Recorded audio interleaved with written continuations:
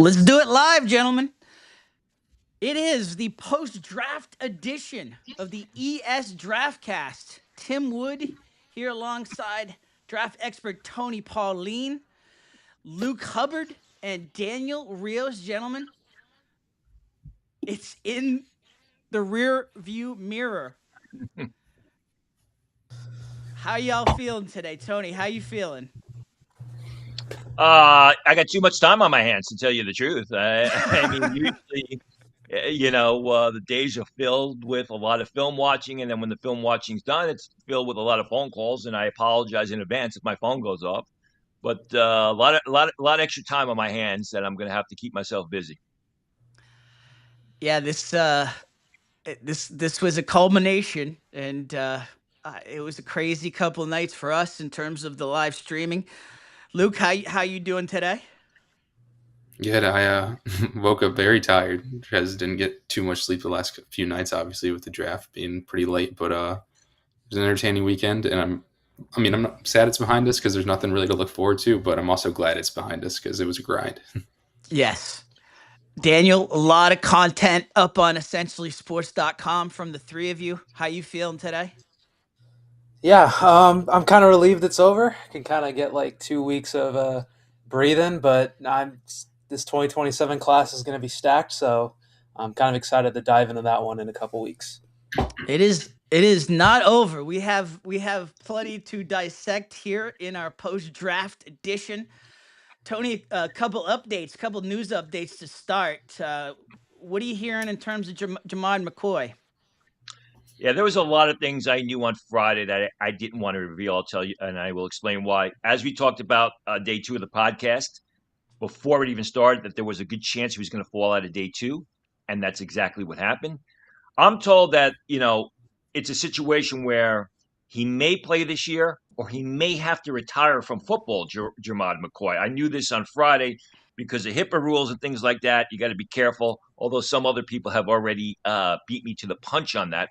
But the fact is this is, as I said on Friday, and I talked about it in an article at Essentially Sports, he very well may need another procedure on the injured knee very soon, which would knock him out all of 2026. If that procedure does not take, which includes something called a bone plug, there's a good chance that Jermod McCoy may have to retire from football. And the whole situation is, it's shocking, but it shouldn't be. We go from talking about Jermod McCoy, runs a highly rated cornerback who was injured in January 2025, didn't play this season, runs 4.38 at his pro day, a late pro day. The Tennessee pro day was at the end of March. Everyone's getting excited. Then the information on the medicals is released, and we had it here first at Essentially Sports that it was a degenerative condition that was going to hurt his draft stock. And I think what it points to is what I've said time and time and time again. People talk about the combine and how, they talk about the 40 and the vertical jump and the position drills. The medicals rule all with the combine. We've seen it time and time again. We're seeing it with Jermod McCoy. Even if he has a procedure and he's able to come back in 2027, that's 2 years away from the football field, which is obviously going to have an effect. But, it's I've heard that the first surgery to repair the injury from January 2025 may have played into the role that he may need a second one. I believe he's going to see a specialist that works on the Dallas Cowboys for the second procedure. But wow, I mean, how things have changed for Jermod McCoy, or the conversation at least has changed for Jermod McCoy over the past 2.5 weeks. It's crazy where we were mocking him, right, Luke and Daniel. I mean, it's crazy to see this, this falling right off the map. But it's as Tony said, it's all about the medicals.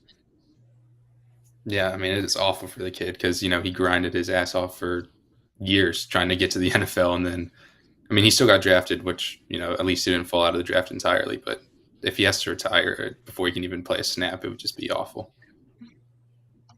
Yeah, you got to feel terrible for him. I mean, 2024 tape, just looking at the pure football skills, definitely was a top 10 talent in this class. So, you hate to see it for these type of players. So, you kind of root for him, kind of hope that he can get back on the field. But, it's just a tough situation to be in.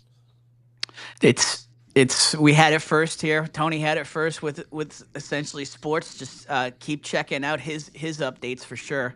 All right, in terms of Keon Coleman, we've got some news in terms of will they, won't they, with Keon Coleman today.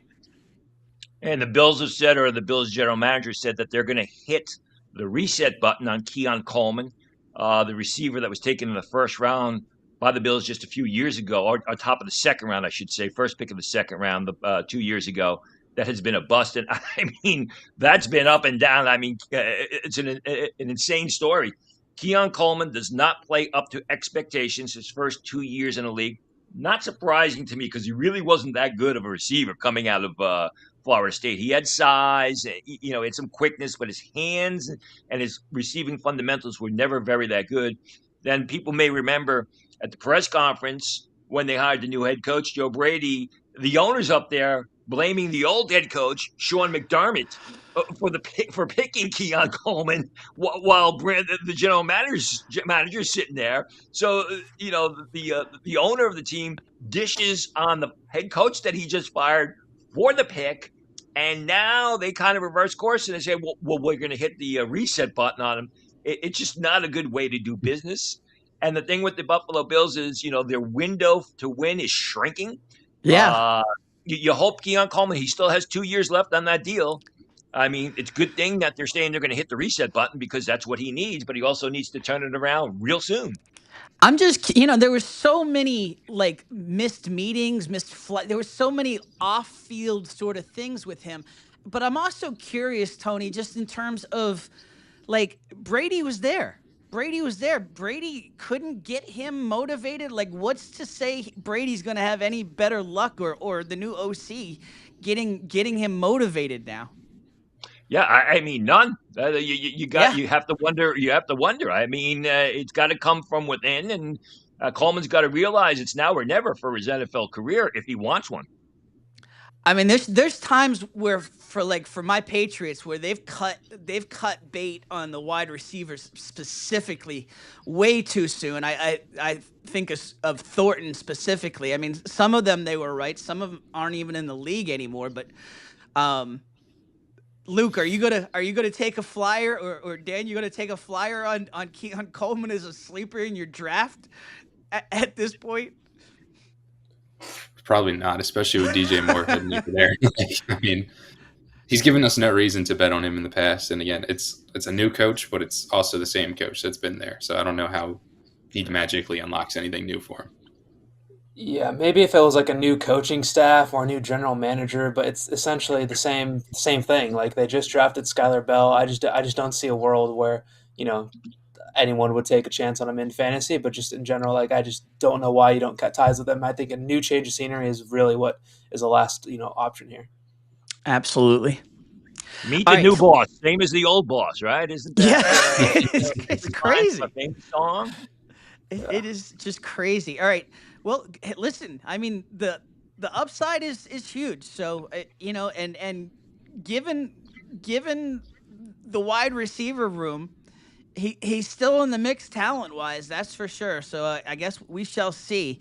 All right, let's get into the draft breakdown here. And again, tons of breakdown already on EssentiallySports.com from Tony, from Luke, from Daniel.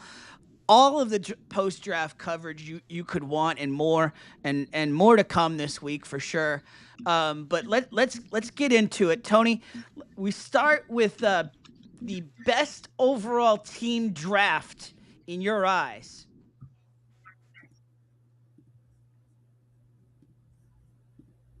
Oh, I think he might be frozen. We lose him?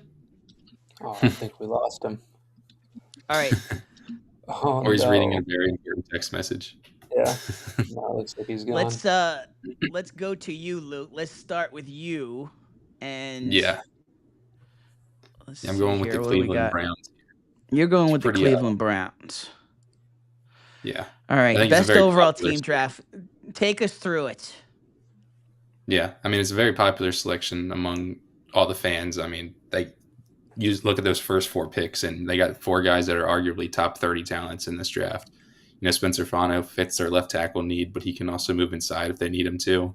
They got Casey Concepcion, but then I also love that they got Denzel Boston in the second round, because I think those two complement each other perfectly, and they just needed bodies at wide receiver. So to get 2 first-round talents, I mean, I don't know, you can't deny that. And then Emmanuel McNeil-Warren with that trade up. A lot of people had him as first rounders. I know there were some concerns about, off the field and maybe some speed concerns, but he's got the size, he's got the talent, and I mean, they need some safety help too on the back end of that defense. So the mid to late round picks, I don't think fantastic. I like them all, but I don't think any of them were like standout picks. And then Taylor Green could be, you have no idea what he could be. He could be the next Joe Milton and never really play well. And then he could also be the next Taysom Hill if he decides to, try to switch it up with his position. So it's weird to say the Cleveland Browns had a great draft, but they really did. What about Fano in terms of moving into the 9th spot? I mean, was that the spot for you for him? Is that factor in right out of the gate for you? Yeah, getting the trading back and adding assets and still getting the number 1 offensive tackle that was on their board, at least, because all of them were still available at 9. That definitely plays a factor in it. But yeah, and I think part of what makes him so attractive is he can play guard, he can play tackle, and he's even willing to play center. He said to stick me wherever he thinks best, and he's not going to argue about it. So I think his flexibility is very attractive to them. Tony, and these guys got your favorite receiver here. Casey Concepcion, hands down. A guy that can do it all. Great route runner, fast, quick off the line, exceptional running after the catch. Will add impact as a return specialist. And then you consider that they come back in round 2 and get Denzel Boston, who I believe is the perfect complement. They just have to get settled at the quarterback position. They added offensive linemen, as was said. Casey Concepcion, he's got to work on his hands. That's really not a difficult thing to do. It's very easy to coach. And Concepcion went before Omar Cooper, where a lot of people thought that Cooper would have been ranked higher. So overall, they filled needs with terrific players and a lot of them are going to be seeing starting action early in their rookie campaigns. Absolutely. Daniel, how do you feel about the Emmanuel McNeil-Warren pick? Yeah, I think where they took him, it's great value. I know we talked a little bit about it on the stream, just kind of him falling. But I think you just need more dynamic players in every single secondary in the NFL now to survive in the NFL. And this guy's a dynamic guy, definitely has the size, loves to come downhill and fill the run, really just good at just reading quarterback size. So we'll have to see how it all plays out. But, I think it's just really good value to take him there at 58 overall. Absolutely. It's crazy to be talking about the Cleveland Browns and good drafts, but you really, you got to call balls and strikes on this, right, Tony? Yeah, they've had good drafts before. I think the Cleveland Browns, like the New York Jets, the problem is they win in April. It's just a matter of transitioning, this drafts that look good on paper to on the field production, and that's where they really had a big issue. That's where the big miss has been, and teams that have seemingly had worse drafts in April are able to get those players that they selected to be productive on the field. We'll see if the new coaching staff can do that. Tony, we lost you for a second, but we got you back. Miami Dolphins are the pick for you. Yeah, and it's not because I think they have the best collection of players. It's more so because you can see how the face of this team, this organization, is going to change under a new general manager and a new head coach. Last fall when I was reporting that Mike McDaniel was going to get fired, and I thought it could be an in-season firing, I talked about how he liked to run the ball, but the offensive line was soft and really wasn't physical. I talked about other aspects of this team. You look at their draft. You start off with Caden Proctor in round 1 and DJ Campbell in round 6. These are different type of offensive linemen that the Dolphins have had previously. These are punch you in the mouth, physical, work to bury you type of offensive linemen that the organization has really lacked. You look at Jacob Rodriguez in round 2. That is one nasty linebacker. Maybe he's not great in pass coverage, but he's going to sacrifice his body to make the tackle, and he's going to try and and strip that ball away with that punch fumble that he's mastered. You look at Caleb Douglas in round 3. A lot of people thought that was a reach, but the fact is Caleb Douglas is a big, physical, dependable pass catcher who's exceptional as a downfield blocker. Same thing for Will Kazmarek, a guy who at Ohio State was known more for his blocking rather than his pass catching. Kyle Lewis. I mean, go to Essentially Sports, see my interview with Kyle Lewis at the Senior Bowl when I was kind of joking with him that he's a little bit undersized and shorter. He looked like he wanted to rip my head off. He was so cheesed off that I said that to him. So, if I am a veteran on the Miami Dolphins roster right now, I'm very nervous, and I'm calling my agent and said, "Listen, get ready because I may not be on this team anymore sooner rather than later." I mean, they had 13 draft picks. I think as many as 10 to 11 will be on the active roster, and the other guys somehow will be kept on the practice squad. Max Llewellyn from Iowa in the 7th round. You want to talk about looks like Tarzan, plays like James, but he is physical though. He is a tough guy. Again, not my favorite collection of players, but you can see how the face of this organization is quickly changing. Oh yeah, in terms of Proctor, just right out of the gate, that sets the tone for what they're looking for, right? Right, Tony? Sure. Even Chris Johnson. I mean. Guy people thought could go 20. He's a big physical corner with great athletic skills. And I mean, Proctor, is he going to be left tackle? Is he going to be right tackle? Is he going to be a guard? I don't think it really matters. He's going to be, week 1, he's going to be on the field trying to terrorize opposing defenders. Daniel, I mean, they got 3 guys that we were talking about as in first round mocks in the first 43 picks here. Yeah, 100%. Like, I mean, I think a lot of people didn't anticipate Proctor to go that early, but we were talking about it a couple days out before the draft, and Tony hit on it. Like, him and DJ Campbell, those are physical guys that they just haven't had in that offensive line room for the past, 4 years. So I look at it, Proctor probably starts inside, can kick out to tackle. But again, we touched on it. Johnson, Rodriguez, Kyle Lewis, like these are all guys who have thrived and can show that they can play pass coverage at times. So I just look at it like you just have gotten guys that have good eyes while in zone coverage, and they all can fit in the Jeff Hafley scheme. So it's just clear what the type of players that they want and who they're trying to attack. And then you look at it, Sado Traore, I always say that name wrong. He's another pass blocking tight end. Will Kazmarek as well. Like you're just seeing the type of attitude that this team wants, and you're seeing what Jeff Hafley and John Eric Sullivan are building in Miami. Yeah, I can't remember a draft where I've definitively been able to see the absolute change as much as it's really clear with this draft, Luke. What about the 94th pick? I mean, the guy that we were talking about a lot and the injuries, but I mean, high upside, they could get a steal with Chris Bell. Yeah, I mean, I liked him a lot, and after the Saints with Jordan Tyson, I didn't think they'd do it in round 2, but I thought he was in play at 42 for the Saints. So, I mean, obviously he tore his ACL pretty late in the year, so he's going to be recovering from that. But, I mean, he put out a video running, 18 miles per hour on the treadmill already. So he's ahead in his rehab. I mean, he's a big guy, 6'2", can kind of do a little bit of everything. So I think Malik Willis was a little sad in the first 3 rounds outside of the Proctor pick. But then on round 3, when they got Caleb Douglas and Chris Bell, he was like, all right, you know what? That'll be fine. I mean, 13 picks. They were busy. I had to redo the board in terms of the layout just to fit all these picks in. It's crazy. All right, Daniel, your favorite. Where do we go for you?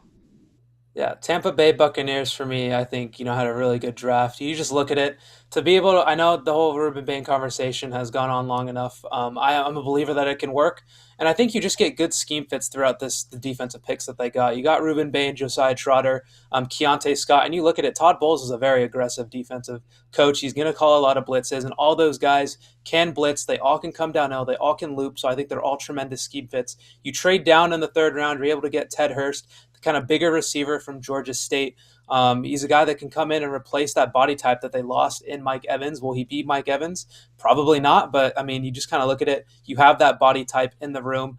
Billy Schraith in the 5th round, I believe it was, 6th round. Again, I didn't anticipate him to fall that far, and you just get another best player available type of pick, a guy who they needed guard depth, so he can potentially come in and start. Injuries kind of derailed him a little bit, but I loved his tape when he was healthy. And then Bar Sharp, again, just a depth tight end pick. Nothing too crazy, but again, I just thought that they really attacked what they needed. DeMonte Capehart was one of my favorite interior defensive tackles in the middle rounds. A guy who's probably going to be an early down type of tackle, but I thought they just attacked their needs well and just took best player available when they were able to.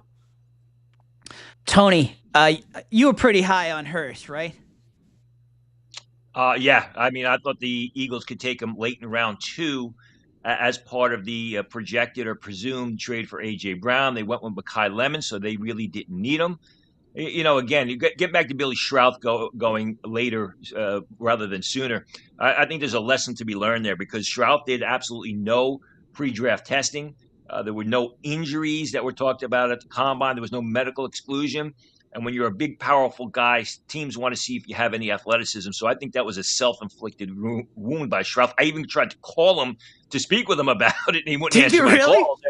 Yeah, he kind of blocked me after my initial call to him. So, but you go in the early parts. I mean, Ruben Bain and Josiah Trotter are perfect fits for that system. You look at Bain; they needed a pass rusher, they needed an edge rusher, they also needed an off-ball linebacker after Levante David departed. Listen, it's now or never for Todd Bowles. There were concerns or there were questions whether or not he was going to be fired after the 2025 season. I know people who said it's all on the defense because the defense never performed. That's one of the reasons why Mike Evans left because they really wanted him to return. So there's no excuses for Todd Bowles. You got players that can help the defense. Defense can't be blowing 30-point leads and losing games down the stretch to miss the playoffs. Are you happy with the 4 out of 6 defensive and especially the Trotter at 46? I think Keontae Scott was one of the bigger steals in the draft. I mean, here's an explosive guy that fits Bowles' system. He can play corner, he can play nickel, he can play safety. Runs 4.33 at Pro Day, which is faster than most people thought. Just really elevated his game. Very good facing the action. Again, they were all terrific system fits who should see playing time early in their NFL careers. Luke, how'd you feel about this draft? Yeah, I mean, I thought it was one of the better ones. In Daniel and I's grade article, I think we both gave him, I think I gave him a 94 and you gave him a 96 or something like that. I mean, Ruben Bain, these were all steals, I feel like. Ruben Bain shouldn't have been there at 15. Trotter probably was right around that 46 mark. I thought Ted Hurst could have been a second rounder. Keontae Scott, I thought even could have been, an early third or even a late second rounder. So they just got value all across the board. And like those two hit on, they were all pretty much all at positions of need. All right, let's get into your favorite pick of your favorite picks of the draft, where the timing, the need, the scheme fit all match up. Let's start with you, Tony, in terms of best picks. You going out west for your first one. Best pick in round 1 was Casey Concepcion for the Cleveland Browns, in large part because they got their left tackle. They needed a receiver.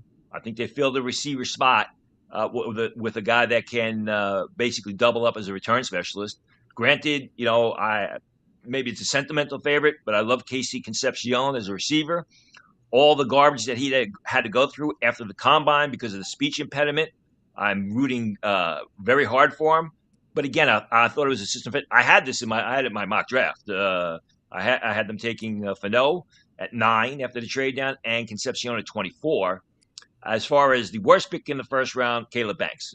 To me, that was a reach. I had said that they weren't going to take Dylan Thieneman because of the fact that safety is going to struggle, or safety is a very tough position in a Brian Flores defense. I wouldn't say they're going to struggle, and they're going to look in a different position. I thought that was the right move, but Caleb Banks, I mean, you get a 325-pound defensive lineman that flashed rather than was consistently disruptive, coming off of 2 foot surgeries over the course of a 6-month career, 6-month time span. To me, that's a major red flag. Luke, your favorite picks of the draft? Yeah, my favorite first round pick was definitely Caleb Downs. I mean, we're talking about value here. You can't get much better value than the number 1 or number 2 player in the How draft. about your favorite picks of the draft? Oh, okay, sorry. We'll go round by round in a minute here. Gotcha. Okay, yeah. I'll start with Denzel Boston then. I'm in round 2. I mean, Cleveland, they already gotten KC Concepcion, but they needed another big receiver, and I feel like Boston, kind of how Tony hit on it, was a perfect complement to him. And obviously, they just need bodies at wide receiver. So, I mean, you can't get better than like a 6'4" dude that can do pretty much anything. And then my second favorite pick was Jayshon Barham to the Cowboys in I think it was round 3 that they got him. He moved from middle linebacker to outside linebacker and started rushing the passer where, he wasn't great, but he's still learning. But he's probably one of the best run defending edges in the entire draft. So they have their pass rusher with Malachi Lawrence in round 1, and then they got their run defending edge rusher in round 3. Daniel, how about your favorite picks of the draft? Yeah, for me, it has to be Jake Golday to the Vikings in round 2. I really loved, his tape was definitely, it showed the athletic traits of him being able to kind of line up in that outside and kind of be everywhere. I think it just adds just a depth to give Brian Flores more of those kind of, weapons in the defense. I know Caleb Banks was a little bit of a reach, but you get him some interior pressure with Banks. You get Golday, who we can realistically, we already seen how creative he can get as a defensive caller. So I think Golday can truly, kind of fit in anywhere. And I just kind of like the value there. He's a guy who had over 100 tackles, had 3 sacks in 2025, so he can really do it all. So I'm excited to see how that process kind of plays out. And we already touched on it. Keontae Scott to the Bucs in round 4. I mean, you just have to look at the scheme fit for me. Like, he blitzed a ton for Miami this past season. Todd Bowles likes to blitz, like I already mentioned. He is just everything. When everything's in front of him, you can just see the type of talent he has. It's just the ability just to kind of, when things get behind him, it gets a little bit iffy, but I think when, everything's in front of him, he's just a home run pick and obviously has the speed, as Tony mentioned, 4.33 at the Pro Day. Tony, you also, in terms of favorite picks, you had Max Ianachor on your radar. Yeah, I apologize. I jumped the gun there with my favorite and worst picks of each round. So no problem. I went with 2 Steelers selections. I mean, Max Ianachor, is a guy that's got great upside. He's got versatility to his game. As I've said a couple of times, I believe he's going to be the best or could be the best offensive lineman from this class 2 or 3 years down the road at tackle. I interviewed him at the Senior Bowl. Again, you can find that on Essentially Sports. Just his demeanor, the fact that he showed great improvement between 2024 and 2025, and then had an incredible combine. And then Robert Spears Jennings, who was a 7th-round pick by the Steelers. Another guy, I thought he was woefully underrated. He's got terrific size. He's got cornerback speed. He's got good range. There are some things that he has to polish in his game, but I thought at worst he was a 4th-round choice. So for him to fall into the 7th round and then the Steelers scoop him up, I think this is one of the best picks as far as I'm concerned. Max, I call you Max again. Daniel, Max was one of your favorites as well. Yes, and I'm happy with the landing spot. I kind of like him in that McCarthy system. And again, like, I'm just excited to see him take the field because I think me and Tony have said the same thing. I truly believe in 3 to 4 years, this could be the best pick in the first round, the best tackle in this draft. So we'll have to see how it all plays out. My camera does not like me and is not focusing right now, so nothing. Your camera got fuzzy. Yeah, camera does not like me at the moment, but yeah, I mean, I've loved Max Ianachor. We've talked about it weeks leading up. Maybe a homer a little bit because I got to cover him for a year, but I just love the work ethic. I love everything about him. So excited to see him take the NFL field. All right, so let's now get into the best and worst of every round here. Let's see here, best worst. There we go. Stop. Stupid autofocus does not. Fix it on the fly. It's all good. All right, Tony, you started with KC Concepcion as your best, Caleb Banks as your worst. Luke, where are you at in terms of best and worst pick of the first round? Yeah, I kind of hinted at it earlier when I started jumping the gun too, but Caleb Downs was my favorite one in the first round because, he was a number 1 player on my board, probably top 5 on almost everybody's, and he fell to number 11. I know safety isn't necessarily the biggest priority, like position-wise, but Dallas they needed a bona fide superstar in that defense, and that's what Caleb Downs can be. He can help their run game. He can help their pass game. Like, he can do a lot of everything for them, so he's going to be a very dynamic player for them. Then my worst pick in round 1 was Ty Simpson, to the surprise of absolutely nobody, because I've never been a big Ty Simpson guy, and it's really, I understand, getting a guy now because the Rams aren't going to have a top 15 pick for who knows how long to back up Matthew Stafford and take over, but it's also, they were 1 game away from the Super Bowl, and instead of spending a top 13 pick on a premium pass catcher or a premium defender, they go and take a quarterback that isn't going to help them this year. So that's really my big gripe with the pick. It's not necessarily Simpson as the player, even though I don't really love him. I don't know if he'll ever be a great quarterback, but it's more of the situation they were in, and that I just feel like they wasted that pick. Tony, how about you for round 2, best and worst? Well, best pick in round 2 would be Gabe Jacas. In fact, we were on the air talking about it at the time. He's a perfect fit for that system. The fact that they were able to get him, I believe they made a big trade up to select him. I may need to be checked on that. But he's more than a pass rusher. If you watch him play, he's smart. He's athletic. Goes about 280 pounds. He can get out in space and pursue the action and make the tackle. Like the selection a lot. As far as the worst, it would be David Igbinosun to the Buffalo Bills. And this is coming from an Ohio State household, as my daughter is a graduate of the Ohio State. So, and I watched Igbinosun, and to me, he's a lot like many of those cornerbacks that have come out of Ohio State that never lived up to expectations. Their best football was when they were sophomores or juniors, and they basically leave Ohio State on a note where their game hasn't really progressed. Now, he slightly progressed between 2024 and 2025 in the sense that I believe he went from 16 pass interference calls to 4, but the guy's a human penalty flag. He's a human yellow flag, constantly getting called for pass interference penalties. Maybe he's got some ability facing the action. I know the Bills like those bigger cornerbacks. I wouldn't have taken him to the 3rd, maybe 4th round.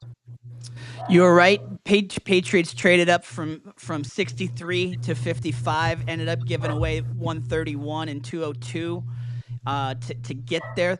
Second time they traded up with the Bills to get to 28 and to get Caleb Lomu. So interesting move from the Patriots. How about you, Luke, in terms of your best and worst of the second round? Yeah, I would say Denzel Boston was my second rounder, but I kind of hit on him earlier, so I'm going to go with CJ Allen. I mean, I think everybody on this call had him ranked higher than he went. I mean, the Indianapolis Colts, they didn't have a first-round pick, but they sure made a splash in rounds 2 and 3 with Allen and Halsey. But, yeah, Allen, just a great run defender, great. He dispelled all the athlete concerns with his 40 he ran. I think he ran in like the 4.4s. And, yeah, I mean, he was the best off-ball linebacker available in round 2, even over Jacob Rodriguez, in my opinion. And, he fell behind I fell behind him, and I believe Trotter as well. So I think the Colts got a steal in round 2. And then I set my worst pick for round 2. Sorry if I butcher his name, but Nate Borker. I don't. Borkicker? Yeah, something like that. That's how much I didn't think he would go into like the 4th round because he never had over 200 yards. I don't think he ever had more than 2 touchdowns in a season. I know they wanted a blocking tight end, I guess, but it felt really rich to do it at the back half of the second round. And I think pretty much everybody's jaw was on the floor when that pick came in. How about you, Daniel, in terms of your best and worst? Yeah, best for me had to be Zion Young. Falling to the Ravens there, like that's just such a Ravens player. Just very heavy hands, really A+ run defender. I think can offer more a little bit as a pass rusher as he kind of gets more of his feet wet in the NFL. But I just kind of looked at it like I thought he was a fringe, first round pick. Obviously fell to the second round. And again, the Ravens just attacked their needs, really effectively in the first 2 rounds. You needed a guard, you got Vega Wane. You needed an edge rusher, you got Zion Young, who I think you can develop into something like I said. So I think that's just tremendous value just to kind of be able to take him there. And in terms of the worst pick, we were kind of talking a little bit on the stream, but it was Jake Slaughter to the Chargers. I was a little confused about that one. I don't know. Like, obviously, he's probably going to move to left or right guard. I don't really know, what the kind of thought process was with that pick. I didn't really. I mean, he played a little bit of guard at the Senior Bowl in the one-on-one reps. I didn't really love those reps when watching them back. So that one definitely was the most head scratcher for me, just in terms of fit. It's not that I didn't like Slaughter's tape. It's just how they already signed Tyler Biadasz in free agency, and then they go and get a center in the second round. Tony, how about you for round 3? If I'm going to go, my favorite pick would be Jayshawn Barham, the outside linebacker from Michigan by way of Maryland for Dallas. I think he's a perfect fit for that scheme. He's more than just an edge rusher. He's sort of a miniature version of Arvell Reese. He can rush the passer. He can make plays in space. He's great in pursuit. He plays with just a nasty, violent attitude, the way he attacks opponents. I thought that was a great selection. And then Drew Allar going to the Steelers in the 3rd round. And I know people will talk about the tools, and he's had them forever. But, you go back to our conversation with Paige Diamakos when her and I were talking about Allar, and I asked her if she thought we both agreed Allar needed to change the scenery. And I asked her, do you think he had any regrets going back to Penn State in 2025? And she said yes, for a variety of reasons. I think Allar needs to change the scenery. He needs to get out of the state of Pennsylvania. But now he's going to be wearing a Pittsburgh Steelers uniform. And I know Mike McCarthy has great success with young quarterbacks, and I wish Drew Allar the best. But again, I really struggle with those quarterbacks who enter the draft coming off of a bad season. And for Allar, it's been a bad 2 seasons. I mean, he really hasn't improved since a sensational freshman campaign. I mean, it was definitely a head scratcher in terms of, and I literally scratched my head there. It was just in terms of ratings, in terms of fit, all of it. It just was bizarre, Luke.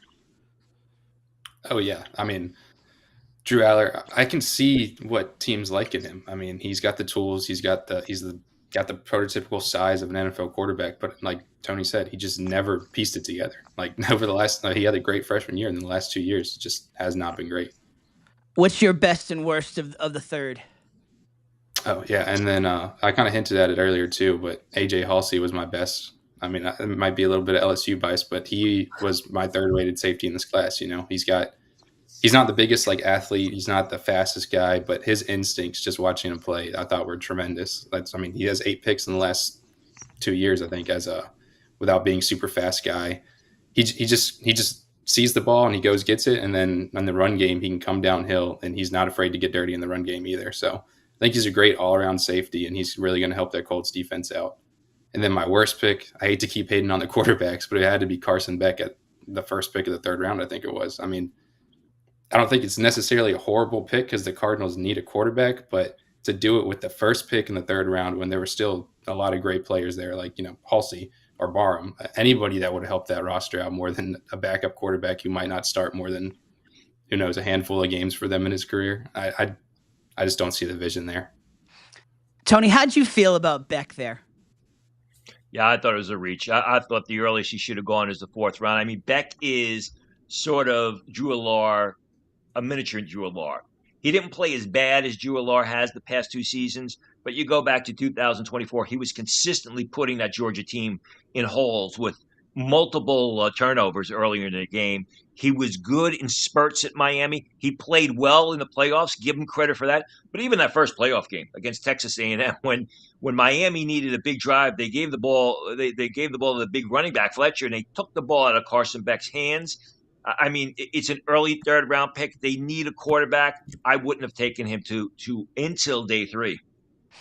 How about your round 4 best and worst? Well, round 4, my favorite pick in round 4 would be Genesis Smith, the big safety from Arizona. I think he's underrated. I think he's a terrific fit for the Chargers system. I think he's got better range than people give him credit for. I think he's got more of a chance to play free safety than people give him credit for. But at the very least, he's terrific between the numbers, good ball skills, very good, tough run defender. And then I'll go with another quarterback in round 4, the Jets taking Cade Klubnik. To me, this was sort of Garrett Nussmeier on steroids in the sense that Klubnik has Nussmeier size. He's got a weaker arm. He's coming off a terrible 2025 campaign. And there were a lot of us who thought off of 2024, if he kept that pace going, he would be an early pick. It just didn't happen. I see him sort of like Nussmeier, although lesser than Nussmeier, in that he's nothing more than a backup quarterback. And, the Cleveland Browns proved last year with Dylan Gabriel, you don't draft backup quarterbacks in the 3rd or 4th round. Guys, they're going to have a tough time making it. Luke, how about with you in round 4? Yeah, I mean, all right, I'll start by, with the medicals obviously are horrible. And as we hear more and more, it gets worse. But Jermod McCoy, I mean, at that point, you're taking a top 10, top 15 talent in this draft class in the 4th round.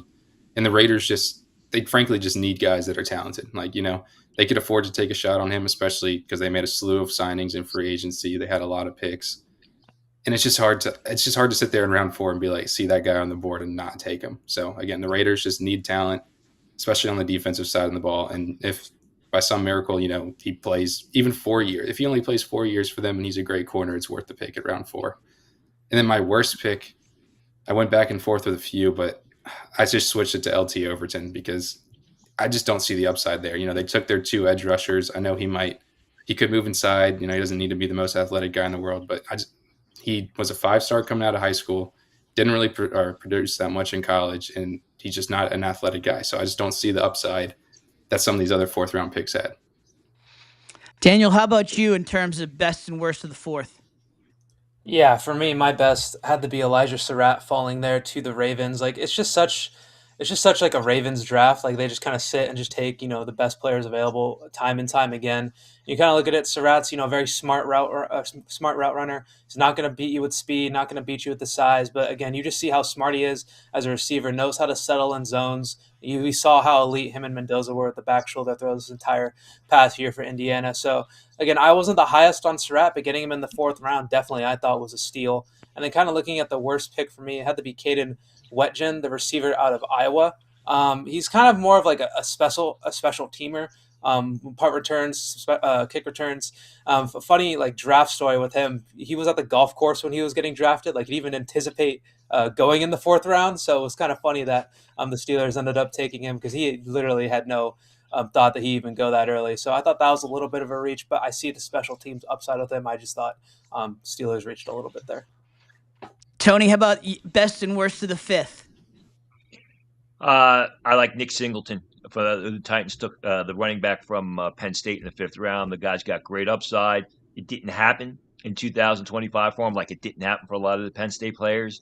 But remember, he was coming into the season, he was graded as the top running back in the senior class and given 2nd-round grades. He struggled during the 2025 season. He showed a lot of that ability at the Senior Bowl. He's very explosive. He's fast. He's got good size. And you look at the Tennessee Titans depth chart at running back. I mean, right now, Tony Pollard is their main back, and you got Tyjae Spears as their number 2 back. I think it was an excellent pick, and Singleton's got a chance to make it. And then I'm going to go my worst pick, DeMonte Capehart. Maybe this is just me. He's got size. He shows power. He's relatively athletic. But, I mean, he's less consistent than the weather. Here's a guy that scouts have loved the past 2 years, waiting for him to break out, and he constantly disappoints. Now, a lot of people in that Clemson squad have disappointed in 2025, but DeMonte Capehart is disappointed for 3 years. He's never really stepped up his game. This is speculation on Tony Pauline's part. You wonder how much he really wants to play football. The guy should be an every down dominator. I keep saying, looks like Tarzan, plays like James. That's DeMonte Capehart. I watched Draft Day yesterday, and that line was all over Draft Day. It's a funny story. I coined that line back in like 2002. What was the kid's name? The Coleman kid out of UCLA. His agent said, and I just blurted out, looks like Tarzan, plays like James. I should have patented it. I should have patented the phrase. Would have made a bunch of money. You'd be getting residuals off every play at draft day. That's for sure. Yeah. Luke, how about you in terms of best and worst of the fifth? Yeah, in round 5, my best pick was definitely Keith Abney II. I mean, I thought that dude was a second, third round talent, maybe even at corner. I know he's a little undersized. He's 5'9", 5'10", but I just thought he played super well at Arizona State, has great ball skills, and I thought he was just a great corner and was a little bit undersized, kind of like a D'Angelo Pons light. But, he slipped till 5th round, and I think Detroit got a pretty good steal there. And then just to shout out Daniel and Tony a little bit here, I put a lot of time into looking into these players in this draft. And, I get to this round. This is where I get to the point where, these worst picks, I had no idea who they are. So for Daniel and Tony, who actually know some of these guys are, just it shows how much work they put into this. But, I mean, Karan Prutney, I never even heard of the guy. I won't even lie. I was gonna say I don't even have anything to say about that. I'd never heard of the dude, so he's my worst pick for this round. And I feel like I put a good amount of effort into researching these players. Don't worry. I was completely caught off guard when he got picked. I was like, oh, cool. I don't even know who that is. Just I'll keep it. I genuinely had no idea who it was, and I was like, oh well, that's interesting. How about you in terms of best and worst of the fifth? As I try to fix a button I just hit. Yeah, as you try to fix that, I'm gonna go with Joshua Josephs, the edge out of Tennessee. Now he's a guy who I kind of had a 3rd to 4th round grade on, falls to the 5th round. I understand why he fell to that round, just because he's a very raw guy, struggled against the run. But I felt like there were a couple of reps throughout the season where you saw him put it all together. He had the fast first step. He was able to use his hands, able to get around the edge. So I think you just kind of bet on the upside there. It's the 5th round. You're kind of trying to take flyers and try to bet on athletic traits. I think Joseph has it. I liked his size. And again, when he puts it all together, I think he can be a dominant edge rusher. Now, it's going to take a lot to get him there. I don't think it's going to be there, right off the bat. But I think in the 5th round, I liked that selection. And then when you kind of look at it, Jaden Duggar, the linebacker out of Louisville. Again, this is another one or Louisiana, excuse me. This is another one where it was just kind of a reach to me. He was a safety, and then he kind of transferred and became a linebacker. Just I think lacks instincts, and that's kind of natural for a guy who's going to transfer from safety to linebacker. I just he's a guy who's 6'5". He has a size, but I think it was just a little too early for me for Duggar, and I think the 49ers kind of reached on a lot of players, and I think Duggar was one of them. How about you in the 6th, Tony? Well, first, let me say Kenyon Coleman of UCLA was the player who was drafted in 2002 in the 5th round that I coined the looks like Tarzan, plays like Jane. He actually had a decent NFL career. So round 6, I'm going to go back to Penn State running backs. I mean, Katron Allen with the Commanders. They have a running back by committee. Allen was rated lower, significantly lower than Singleton coming into 2025, but he played much better. And I thought he was worth a late day 2 selection, showed the funkiness of how the running backs came off the board this year. He's big, he's physical, and he's much more athletic than he was given credit for. Granted, he's more of a downhill ball carrier. He also blocks. He catches the ball well. But the Commanders have gone, running back by committee. I think Katron Allen has the ability to take that job over. And then C.J. Daniels for the Rams in the 6th round. I don't mind C.J. Daniels. I thought he was a fringe 7th round pick, but they passed up on Mekhi Lemon in the 1st round. So, we're going to look at 2026, how C.J. Daniels does versus Mekhi Lemon as well as Ty Simpson. And never mind the fact that they had 3 or 4 other picks before C.J. Daniels. A lot of talented receivers on the board that they passed up. Luke, how about you in the 6th? Yeah, I'm going with an upside pick here and just going with Harold Perkins because I feel like out of all the players that were there, just as somebody that's watched every snap that he's played for the last 3 or 4 years, he's an athletic freak. He really is a great athlete for the linebacker position. He just never, nailed down what position he actually plays. He's played a little bit of star, played some linebacker. Some people say he can maybe even move back to safety because he's a smaller guy. But, he's just a tool for whoever wants to use him. He's a great pass rusher. Again, he'd have to develop it in the NFL. But just his upside alone, if you unlock him and put him in the right spot, I think he could actually be a starter, which you can't really find in round 6 too often.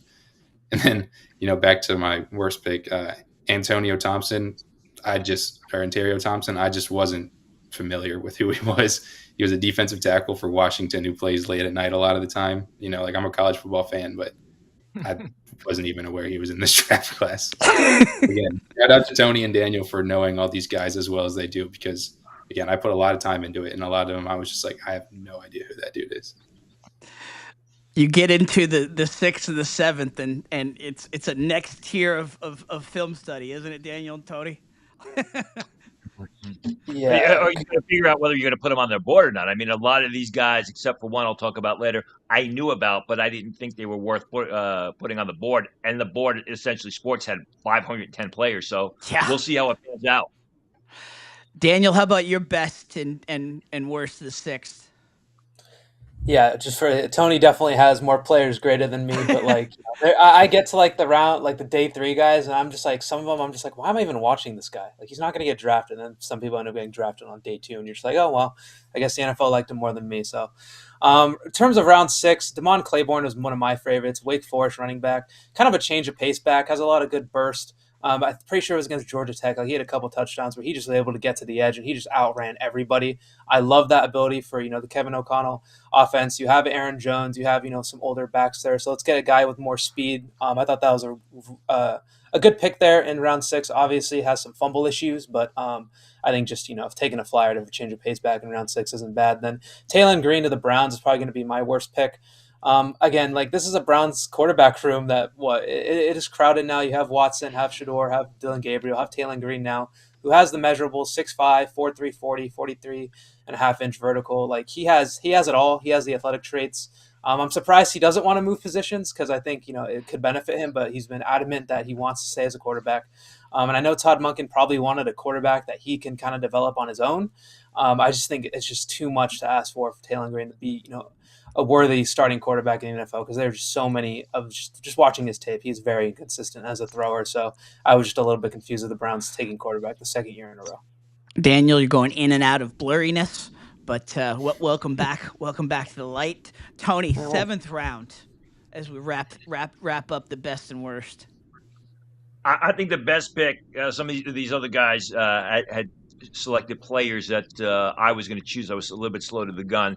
I'm going to go with Jack Andrews, the tight end that the Bengals selected. Now, Jack Andrews made a mistake entering the draft, but if you watch his film, he was good at Cal for 2 years. He was solid at Texas last year, catching passes from March Manning. The overall production wasn't there, but he is a very athletic, mobile tight end that can also block. I thought that was a terrific pick for the Bengals. And at the same time, I think Jaron Kanik, being selected by the Titans around 7 when there were other better players, even better tight ends still available, was a bit of a reach. I mean, here's a guy, I believe he played linebacker, then he moved to tight end. I know that Jim Nagy, friend of mine who used to run the Senior Bowl, who's now the general manager at Oklahoma, had been talking about him to everybody. He's small. I just don't know how he fits on Sunday. Is he a move tight end? Is he an H-back? I don't know they would have been drafted if the tight ends had not selected him. Tony, did you sneak a Led Zeppelin poster into the frame since we last saw you? Actually, that poster has been up since Wednesday night. So has it? Okay, all right. I noticed it. I always put it up during draft season. So nice. I just noticed it. I guess the producer had the host hat on, the producer's side of me, saw it in the back. All right, Luke, how about yourself? Yeah, I think the best pick in the 1st or the 7th round was VJ Payne. I mean, he's a guy that I thought could have gone early on day 3, but he slipped around 7. He's a pretty good all-around safety. I don't know if he does anything exceptionally well, but I don't think he's like particularly poor in any area. He's a pretty solid athlete. Ran a 4.4 with a 35-inch vertical and almost an 11-foot broad jump. So, I mean, I just don't see how he slipped to round 7, especially with the amount of defensive backs that went on day 3. And then again, we're at the point where I don't really know a lot of these guys. So I went with Jaden Williams because, one, he was the first pick of the 7th round, and there were still some good players on the board. And it's just like, of course, the Cardinals' biggest needs right tackle, and then they take a right tackle in the 7th round. So I don't know. I, again, don't know much about the dude. Just never was really on my radar for this draft. And he was the first pick of the 7th round when there were still some pretty good guys left on the board. Daniel, how about you? Best and worst of the 7th? Well, hopefully my camera stays focused. That'd be beautiful. For best for me is Rayshon Benny. It's like such a typical Ravens draft to be able to get a guy like this in the 7th round. I was surprised he went later in this draft. He's a little bit smaller in weight, 298, but I think he's 6'3". He just really knows how to use his hands and just stop the run. Ravens kind of needed defensive tackle depth, and I think just get great value on Benny in the 7th round. Worst pick for me is at the end Callie McManus, the quarterback from Rutgers who went to the Commanders. Again, I don't know why they felt the need to take a quarterback. You have Jaden Daniels, Marcus Mariota, you have Sam Hartman, who's still on the roster. So, again, I just felt like, you want to take some traits and maybe some athletic upside in the 7th round. I just don't think the Commanders really needed to go that route. And especially with Garrett Nussmeier, I think was still on the board if you really wanted to go quarterback. Tony, let's transition into the biggest reaches of the draft for you. Let's start with the 1st round, and then give me your overall reach pick. I'm going to go with Peter Woods in round 1, probably because he disappointed me so much in 2025. I thought coming into the season he could be a top 12 pick.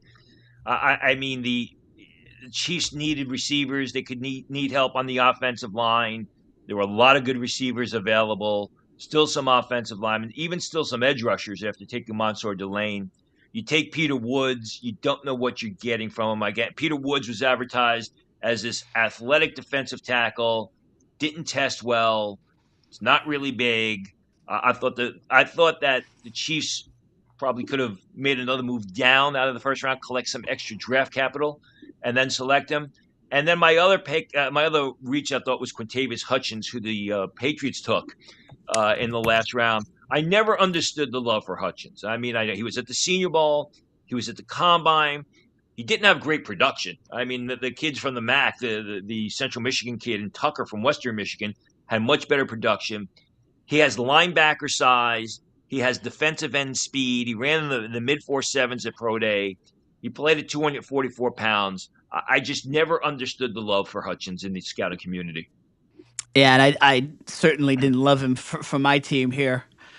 So I'm with you for sure. How about you, Luke, in terms of biggest reaches? We've talked about this guy already, but it holds true here. Yeah, well, I almost went with Peter Woods, so I think that was a great pick by Tony, but I'm going to go with the other defensive tackle that went in round 1 with Caleb Banks. I mean, look, I can see what the Vikings liked in him. When he's on the field, he can be a disruptive pass rusher. He can be a great player, but he's 327 pounds at the Combine and has like 3-foot injuries and is coming off a broken foot. Like, that's not somebody you bet on with the 18th pick, especially when there were so many defenders there that could have helped him.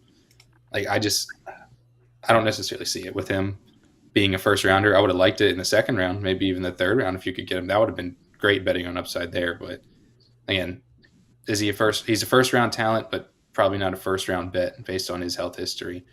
And then, we talked about my 2nd biggest reach of this draft earlier in Nate Barker, or however you pronounce that again. But valiant effort twice. Yeah. Valiant effort. Yeah, I'm trying, but everybody I've seen so many videos of people just like jaw on the floor after that pick. And it's not even necessarily that he was a 2nd rounder. It was just all the tight ends that were still on the board when he went. It's just, I don't think it made sense to anybody. I don't think it ever will make sense to anybody except for, the Jags front office. But yeah, I think that was easily the biggest reach of the draft just based on big board spot and reaction to it. Where was he in your tight end mix, Tony? 5th, 6th round. I mean, even if you read my write-up overall, you can read my write-up on him at a scouting report, or you can read what I wrote about him this morning when I reviewed the Jaguars draft. I don't see him as anything ever better than a number 2 tight end. He's not really big. He's not really fast. He's a hard worker, and he gets the most from his ability. But you draft guys like that in day 3 if you want players like that, not in the 2nd round. Yeah, they said they need a backup for Brenton Strange, so might as well get a good one, right? And again, it's like watching draft day, when Costner takes advantage of the Jaguars, the new Jaguars GM. That's what this reminded me of right there. It was like, who should I take? It's like, all right, well, we're gonna hit on a guy nobody's on. Okay, good job. You want to know something? I've never watched that movie. Have you never really? watched that movie. Never watched that Never movie. seen that All right. movie. Oh All right, man. here's what I will say to you. Okay, Oh no. it is Hollywood, right? That's why I don't watch it. It is Hollywood. It's Costner's take on an NFL. It has the very much of the trappings. Did you ever see it for love of the game? Yes, and I really enjoy that movie. You enjoyed that. You would enjoy. Well, because this. what's John Travolta's deceased wife is in it, and Right, I Kelly like Preston. watching her. So, right, there you go. It's very similar in terms of Okay. Vince Scully. You had the baseball. Right. You have the football here, and quite honestly, they were ahead of the times in terms of the draft, the capology, and in terms of paying attention to that. They were ahead of a bunch of stuff. But then, they hit on it because it's the Costner Jennifer Garner love story that's in it, and what's his the Black Panther actor? Gosh, why am I blanking? Chadwick Boseman, right? He was figured in there prominently. Some just a great cast overall. Yeah, it's. I just in terms of getting you in the mood, I get it why the diehards hated it, but in terms of getting me in the mood to really get there, I it still holds up for me even today. So I'm glad I've never watched it because I'll take Kelly Preston over Jennifer Gardner any day. Just my own personal point of view. A very fair take, Daniel. I don't know how I can move on from that. Like that's impossible. Have you two seen it? Have you seen? I've seen it. Yeah, thumbs up or I've thumbs down? I'm kind of in the middle.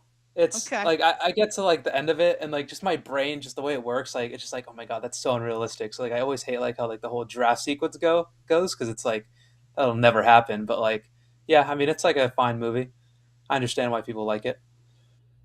Now, for the last probably 4 years, like covering the draft and stuff, I just put it on that morning of the draft and I write whatever like previews I need to do. So I half pay attention to it and like half don't. But I'm actually on the other page as Daniel because I actually really enjoy the draft sequence because I just think it's hilarious. Like it's not realistic at all, but it's I know it's funny. I think it actually does a good job of giving you the feel of like how these teams feel about these players and moving up to get their guy and like wheeling and dealing. It's like, I want David goddamn Putney because I feel like it. Yeah. Another funny thing about the movie, I don't remember what year it was filmed, but I do remember being at the theater at Madison Square Garden. Yep. And they were making announcements to the crowd. If the lights go down, we're filming for the new Draft Day movie, blah, blah, blah, blah, blah, blah, blah. And the lights would dim. They wouldn't go off. The lights would dim. And they would just film scenes of the crowd during while the actual draft was happening. Right. Yeah. They never got that crazy guy who was screaming about Kyle Brady in the movie, though. They probably should have got him in. I think it was 2000. It came out in 2014, so I think it was the 2013 draft. It could have been. Yeah. Anyway, all right. Biggest reaches for you, Daniel. Yeah, so back on track here. We've already talked about it a ton. Ty Simpson, I don't want to talk too much about that because I think we've hit on that. But that was my biggest reach in the first round. And then for the entire draft, I'm going to go Kalen Black. The Niners taking him in the third round. It was a big surprise. Like we need to do a study on Kyle Shanahan and taking running backs in the third round for some reason. Like it happens every single year.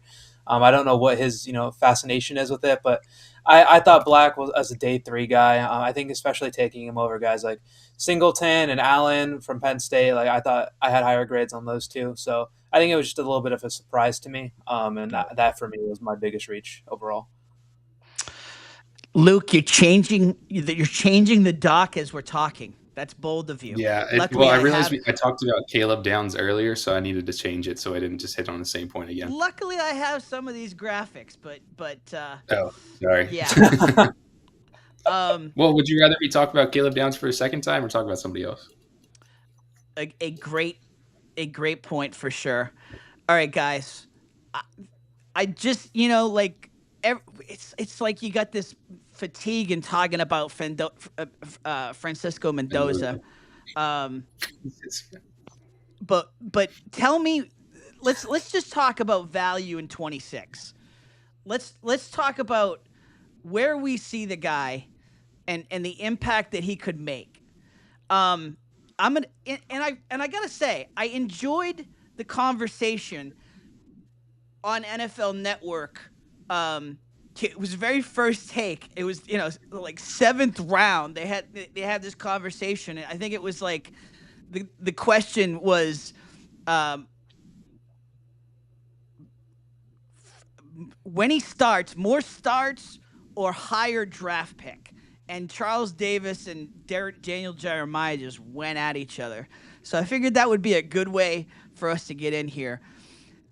If I ask you total games started for Mendoza or Raiders wins, which number is higher, Luke?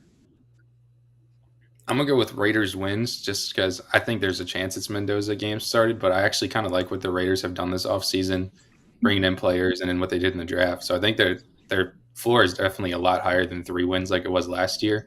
And Kirk Cousins isn't a bad quarterback. I mean, they've said blatantly that's who they want to start the year out with. And ideally, he would start like almost the whole year. And then, Fernando could take over in 2027. You're saying week 18 on the document. Yeah. You said week 18 is his first start. Yeah, that was kind of a bolder take. I think he probably crack. will start earlier. But, hey, I mean, you never know. If you are on between Cousins staying healthy and that's a fair point. And the fervor to get your number 1 pick. I love you, but that you're dealing crack on that prediction. I'm buying into that whole. They've said like 1,000 times that they don't want him to start right away, and I think even Daniel Jeremiah said on the broadcast ideally he wouldn't start this year. Obviously, he probably will start this year, but it might not be until a meaningless Week 18 game or Week 17, whenever they get eliminated from the playoffs. I mean, if they really want to do what's best for him, it's not 2008. That's my biggest thing. It's not. We're not in that world anymore. I don't know. All right. When he starts on Week 18 for the first time, then do I get a raise or something? Hell yeah! We'll circle back to this. I'll take you to the same steakhouse that Tony's taking Pat Leonard. I'll give you a $5,000 bonus if it goes to Week 18 that Fernando Mendoza is starting. Yeah. Clip it. Tony, help me here. We're not living in that world anymore, right?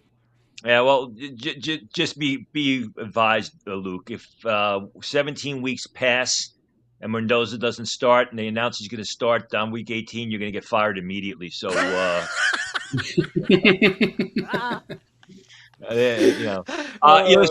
I tend to agree with you, but listen, I compare it to the Jackson Dart situation. Jackson Dart started, and I broke the story. Basically, the end of September, what was it, Week 4 and Week 5 for the Giants. Now, Yep. Jackson Dart started for a different reason. Jackson Dart started because Brian Dable needed a jump start to try and save his job with the Giants. And it looked like he was on his way, except the team had 2 collapses, and they had to get rid of Dable. He's going to sit. The thing is, you look at the Raiders. They spent a lot of money on the offensive line this offseason, and it's going to take a while for that offensive line to gel. And you're going to want, Kubiak's going to want to get him out there just to show that, hey, I made the right move coming to Las Vegas, and we made the right move, drafting Fernando Mendoza. So I think it's, number one, I think Mendoza's further ahead being NFL ready than Jackson Dart was. And then I look at what they've invested in the offensive line, where the Giants' offensive line really struggled last year. You look what the Raiders invested in that offensive line. You give a month for that offensive line to gel before you put Mendoza on the field.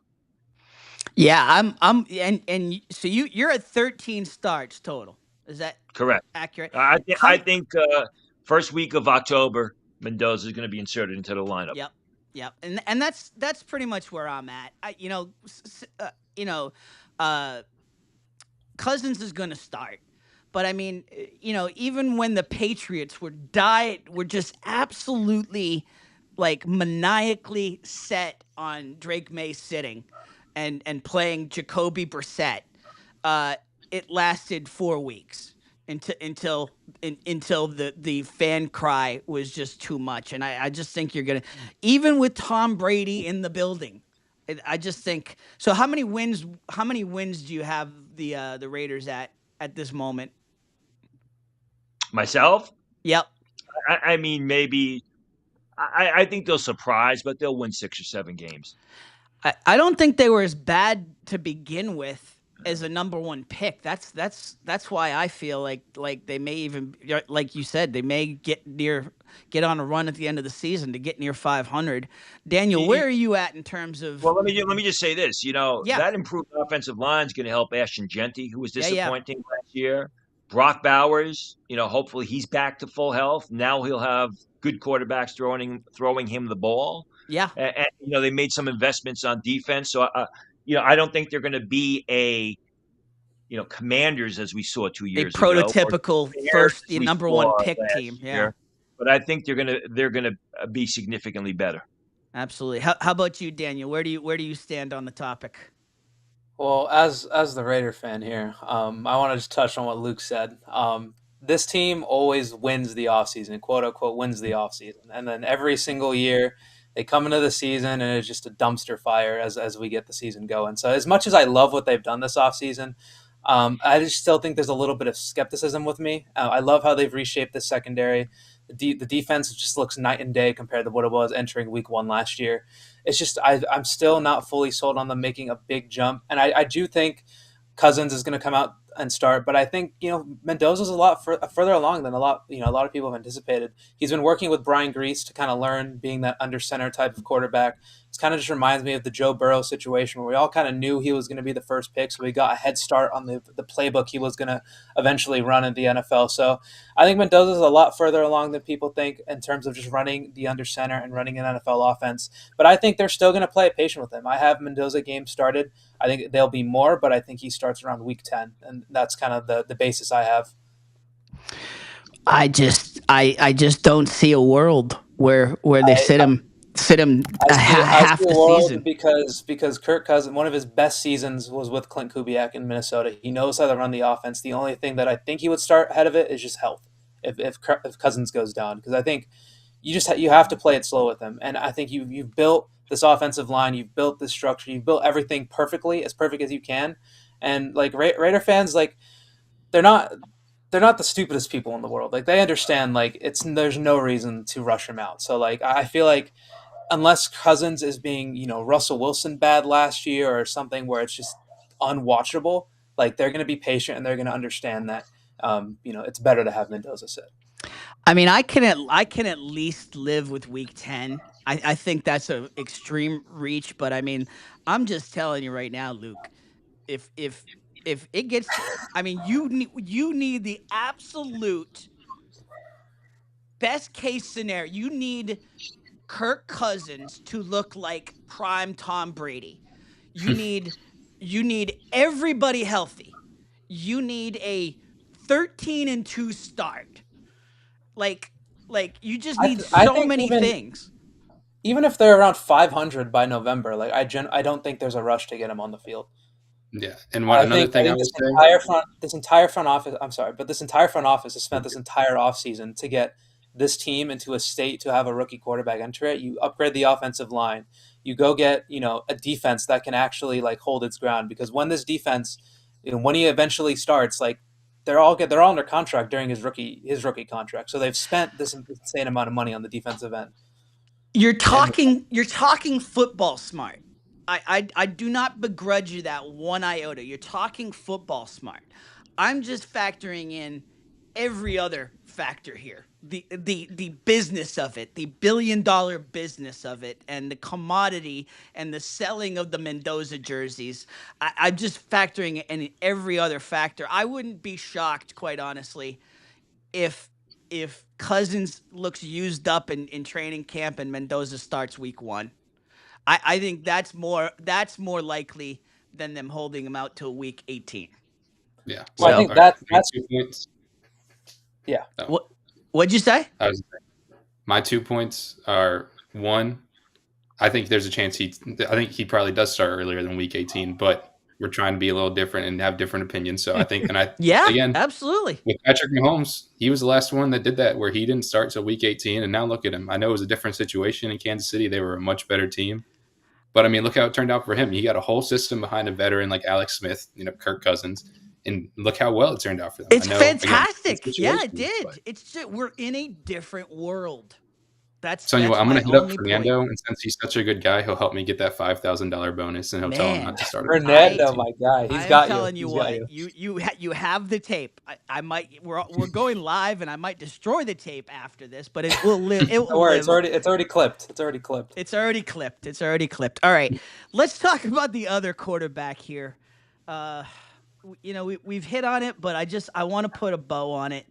I just would like to see, now that you guys have seen the entirety of the Rams draft, can you justify the Ty Simpson pick to me, Tony? I can't go either way, only because it's all on paper. So we haven't seen what happens with the Rams in 2026. We haven't seen what happens with Ty Simpson, in the future. If the Rams have injuries at the receiver and there's an issue with Nakua, and they fail to take the next step, people are going to point back at this selection. If Ty Simpson fails, so people point back at this selection. But I go back to 2 points. When the Rams had 2 picks in the first round, I had them taking Ty Simpson with that second selection, the 30th pick. Yep. What did they do with that 30th pick? Well, they traded for Trent McDuffie, a top-rated cornerback, and they filled the hole in that secondary with a top-rated quarterback. I would have preferred, if I was in charge, getting Mekhi Lemon, with the 13th pick, improving the receiver core, and then maybe getting the quarterback of the future in 2027. Something to remember that I reported on Essentially Sports. I did one of the few solo videos that I rarely do.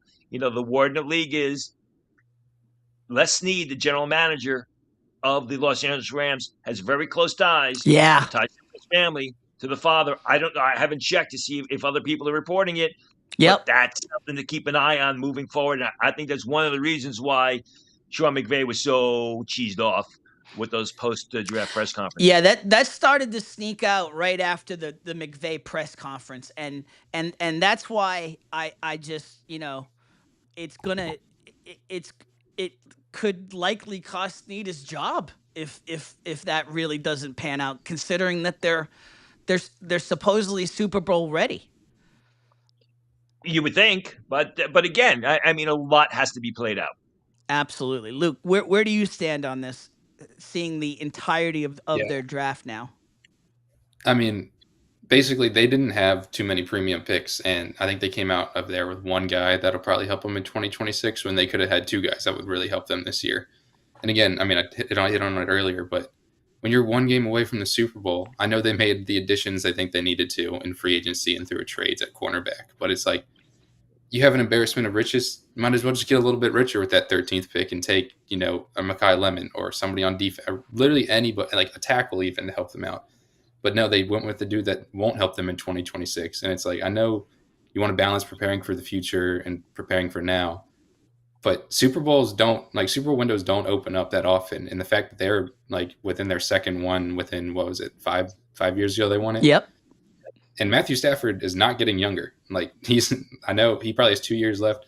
You got to win now. And I think your fans would rather you go all in, win a Super Bowl now, than, miss out on a Super Bowl now and be average in 3 years when Stafford retires. That back injuries don't get better, and that's the thing. Like he was able to get through it. And listen, maybe he goes to some foreign country, gets some injections, and comes back, with a brand new back. But speaking as an old fart, back injuries do not get better. Daniel, can you make any more sense of it? Yeah, I hate to kind of be split down the middle here, but I just go back to, I see both sides. I see the ability where you don't have a premium pick and there's no guaranteed the Stafford's health. And maybe Ty Simpson comes in a little bit earlier than we all anticipated and he balls out. Maybe, and where everyone who's saying that it was a wasted pick is wrong. I lean more to the sides of I just can't justify it, even looking at the rest of the class. Like Trost, Claire, Daniels, who we touched on earlier. Like, I don't hate any of those picks. Tim Keenan in the 7th, I'm pretty sure they got. I don't hate on that pick. It's just when I look at it, it's like, let's look at best case scenario. Like, let's say Stafford plays 2 more years, right? in 5 years and 6 years, Ty Simpson's only played 15 games of football. That's a point that, I've seen, and it's just like, are we really betting on that? Like, at least like everyone uses the, like the Jordan Love situation, but he started games at Utah State. Like, it's just, I look at it and it's just like, I don't know. It's a very hard situation for me, and there's no guarantee of Devontae Adams' health. There's no guarantee that Puka will be able to stay on the field. So it's just if one of those guys get hurt, we're all going to be looking back at this pick and just really questioning it, because it's just such a hard thing to digest. But I just lean on that side of like, if everything goes right, I just think it's a wasted pick.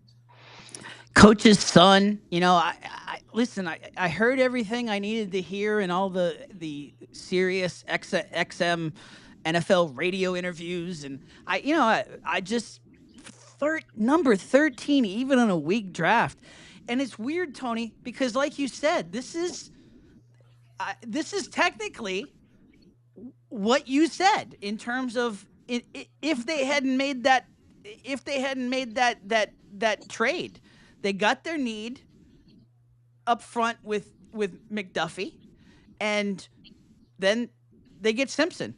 That's basically what they did. They did it earlier than they did in reverse, really. Yeah, they did it earlier than we would wanted. Rams fan on Twitter, they were like, "I'm just going to pretend that we traded the 13th pick for McDuffie and then drafted Simpson 29."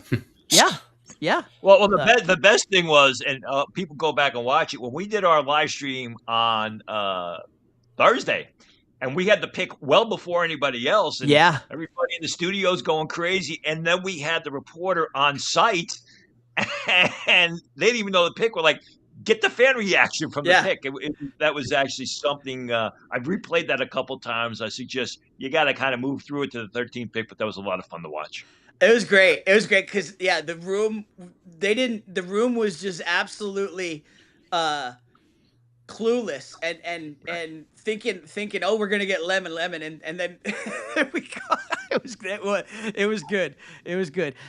All right, let's talk best value pick of this first round. Let's see here. Let's get Mr. Simpson off the screen, and then we talk value picks. Tony, give me your best value pick of the first round. Well, it's amazing how one thing leads into another or segues into another. It was Mekhi Lemon for me for a couple of reasons. Number one, he probably went 7 picks later than he should have. That's almost a quarter of the draft. Number two, whenever Howie Roseman trades up to get a player, you better take notice, because he's done it on occasion. Jihad Campbell, the defensive tackle from Georgia, and when he moves up to get a player, he's pretty hell-bent that guy is going to be really good, or that guy, the player is terrific value. And, now we're getting into, or they're preparing for the post A.J. Brown career, and A.J. Brown will probably be traded on June 2nd for the New England Patriots' first selection in the 2028 draft, and maybe for another player. It'll be interesting to see if it's a player from this year's draft. I'm going to go with Mekhi Lemon, in large part due to my respect for Howie Roseman. What do you make of Rappaport's report in terms of Lemon reportedly tanking his interviews? Just disrespectful, just really tanked his stock in terms of maybe 10th down to 20th. I didn't see the Rappaport report, so I don't know. But again, I'm going to go with the Howie Roseman selection over any reports, because Howie Roseman has such a good track record, and he's drafted or he's traded for some terrific receivers. Absolutely. Yeah, that started to come out as the Lemon slide started a little bit. Rappaport was saying that he supposedly tanked his interviews, was just really like aloof and kind of disrespectful, and again, that's Rappaport reporting. You take it for what it's worth, but Luke, what do you make in terms of your best value pick of the first round? Yeah, well, like I said, I originally had Caleb Downs, but we already kind of hit on him, so I switched it to a guy that not necessarily the biggest value based on mock drafts, because he kind of went exactly where everybody was expecting, but it's Vega Ione for me. I mean, he was the best offensive lineman in this class, regardless of position, in my opinion. He was better than all the tackles. But, guard isn't necessarily a premium position. So 14 was always kind of his ceiling, maybe the 10 to the Giants. But I think he was probably a top, 7, 8, 10 player, whatever you want to say in this draft. I mean, he's the player I feel the safest about saying in 10 years he's going to be a multi-time Pro Bowler, probably a couple-time All-Pro, and will still be starting in this league. How about you, Luke? How about you, Daniel? Where are you at with this in terms of value? Yeah, for me, it has to be Dylan Thieneman to the Bears at 25. For me, he was a top 10 player in this class. I had him at number 10 overall. They needed safety, and we talked about the potential of just safeties falling. It's just the natural things that just happen in the draft. As much as it still confuses me with how much we've seen Kyle Hamilton, Nicky Manwari, and like these guys just be game changers on the defensive level. I think just getting Thieneman at 25 is just tremendous value for Ryan Poles. I mean, goes to the NFC North. Tony, you were right in terms of it's not a lock for Thieneman at 18. I was shocked to see him fall to 25 though. I wasn't. He's sort of an acquired taste. Yeah, he's very explosive. He tested incredibly well. I just don't know. I didn't see the range that you want in a free safety. And for a guy to be a first-round pick at that position, you better be able to play sideline to sideline on every down. You better be able to play over the slot receiver without being a liability. I just didn't see that with Thieneman. Or the other McNeil Warren either, for that matter. Absolutely. All right, so biggest steals of the draft, and we've talked about a lot of these guys at this point. So if we've talked about them, no need to go on and on them. But in terms of your biggest steals, where do you start, Tony? Well, Katron Allen with the Commanders, who I spoke about earlier. Yep. Ethan Eniawana, who was selected in the 7th round by the Falcons. Here's a guy that was highly rated by scouts coming into the season, was a terrific left tackle at Rice in 2024, transferred to Ohio State, played really well the first game of the year against Texas. I mean, he dominated some of those Texas linemen, then got hurt, rarely saw the field for the rest of the year, and then did well at the Senior Bowl. So he was not a Combine invite. I think he should have been invited to the Combine, but I thought that was a steal. And Jermod McCoy with the Raiders. Good story attached to this, or historical experience attached to this, which is why I made this choice.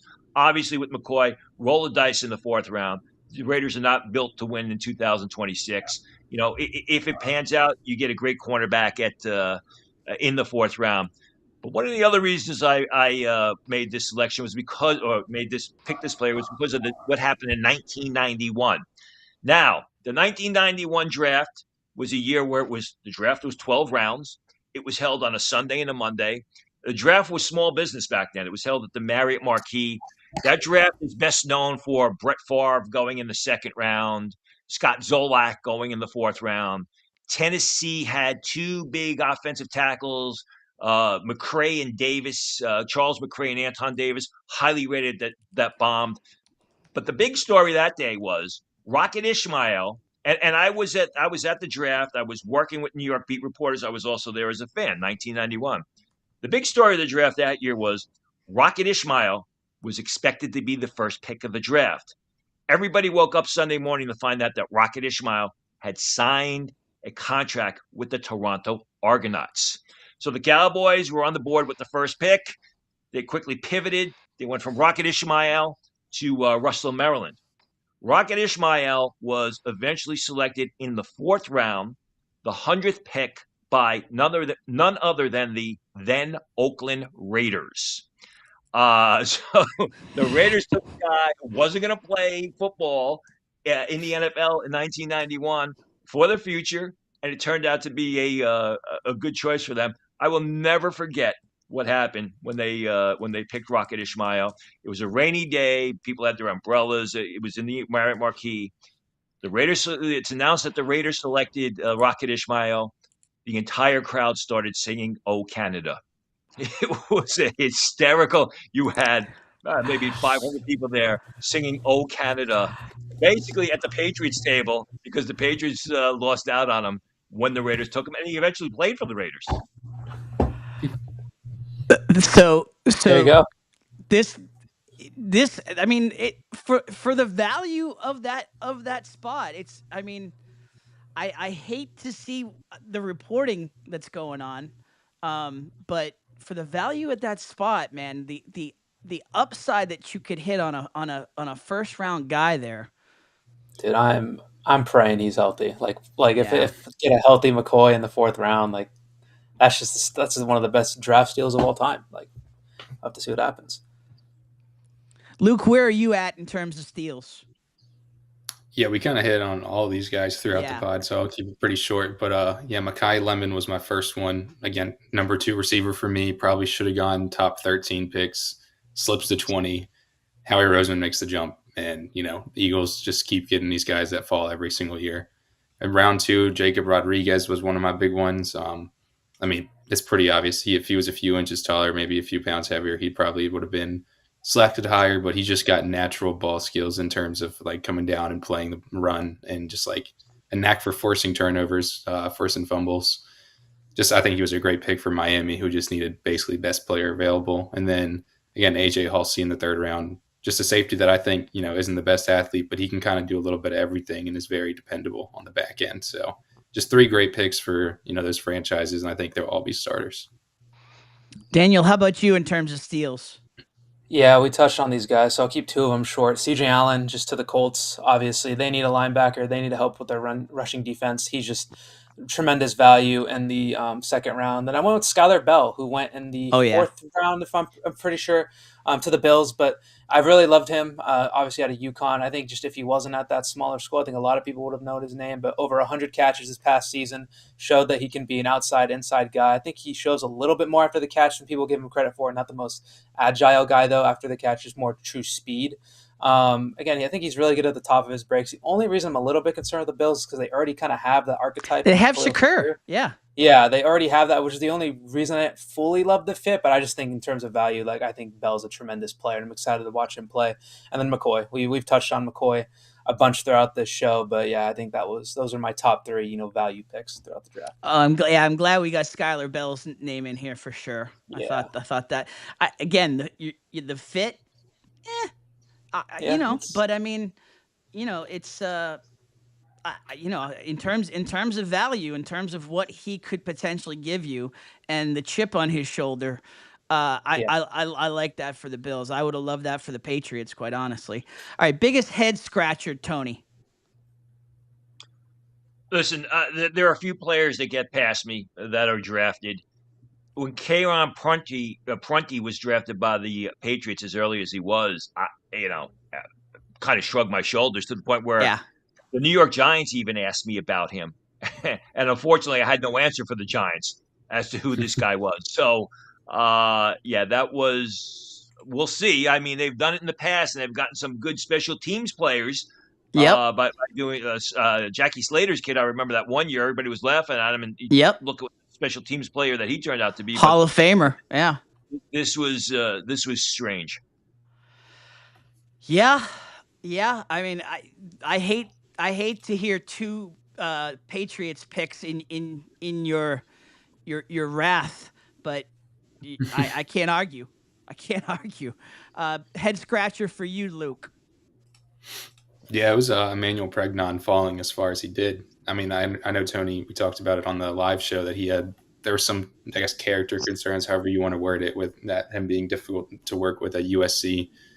But, I mean, the talent was just, to me, I thought it was there. He's a great pass protector. Thought he was a pretty good run blocker. Like, I thought he was a top 3 guard in this class, at worst 3, and he wasn't number 3 for me. Outside of Vega, in that Keelan Rutledge, Chase Basantis, Emmanuel Pregnon kind of tier of guards. I thought he was maybe even the best one of those 3, and fell all the way to the 3rd round and was the only good pick that the Jaguars made in the entire draft.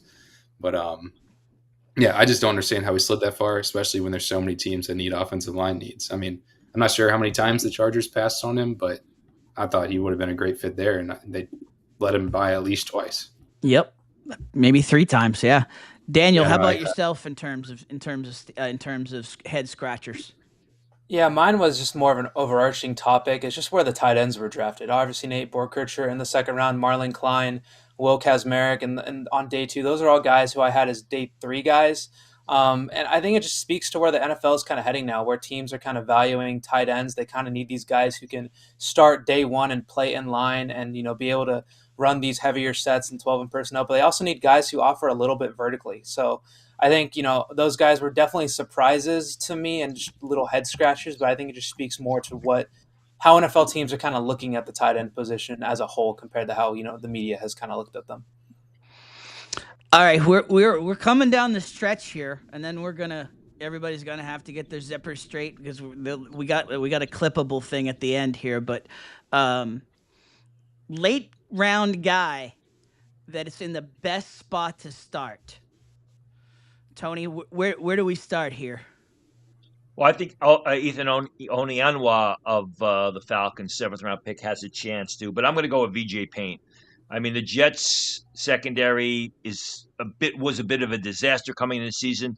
They traded for Minkah Fitzpatrick. You look at the other safety position, Andre Sisco, I believe they re-signed him to a one-year deal. Malachi Moore, who this regime drafted, and I just don't know that he's got the speed. For Payne, who was a terrific safety at Kansas State, tested incredibly well. Again, I don't know that he's your free safety, go sideline to sideline. Probably don't need him there to do that with Minkah Fitzpatrick. I think he absolutely has a chance to be starting by the end of his rookie year for the Jets in that secondary. Nice. How about you, Luke? Where do we go? Where do we go in terms of late round guys in the best spot to start? Yeah, this might just be kind of my infatuation with the prospect, but I really like Charles Demings coming out of Stephen F. Austin. 6'1", 190 pounds, runs a 4.41, 42 inch vertical, 11-foot broad jump. He just seems kind of like a guy that, he played at a smaller school, didn't play the talent level, but, throw him into training camp and all of a sudden you're like, oh, this dude really can play against talent like that. And Minnesota obviously has needs at the defensive backfield, I think mixed with their needs and the player that I think he could become. Maybe he's not a starter day one, but by the end of the season or even the next year, I wouldn't be surprised if he's one of the surprises of the late round. Nice. Daniel, how about yourself? For me, it's going to be one of the guys who was in my, top prospects before the draft, just as one of my favorites, and Cyrus Allen, the receiver out of Cincinnati. He didn't get a combine invite, which truly surprised me. He kind of played well at the Senior Bowl. He was their slot receiver. I think pretty sure he led the team in receiving, so he wasn't like some underrated, no one knew who he was prospect, but I think he has really good speed, quick feet off the line, knows how to push vertically, able to track the ball really well, and just gets open. I think, I know the Chiefs took Jalen Royals last year late or in the mid rounds, but I truly think Allen can compete for that starting slot position within Kansas City. And I know we were all saying that they need to get more weapons for Patrick Mahomes at some point throughout this draft, but I do think Cyrus Allen is a worthy enough name to kind of boost up that receiver room. Tony, what do you make of Kevin Coleman Jr.'s spot? One of the guys we talked to ahead of the draft. Refresh my memory, please. I know he selected in the later rounds by the Dolphins. The Dolphins. That's right. And excuse me, they get rid of Tyreek Hill. They trade Waddle. They're going to need some speed at that position. We talked about the two bigger receivers that they drafted early on, Chris Bell and the kid Caleb Douglas from Texas Tech. So it not only fits the speed need, but it also fits the return ability. I mean, you bring another guy in there, or you bring a guy in there that's got return skills.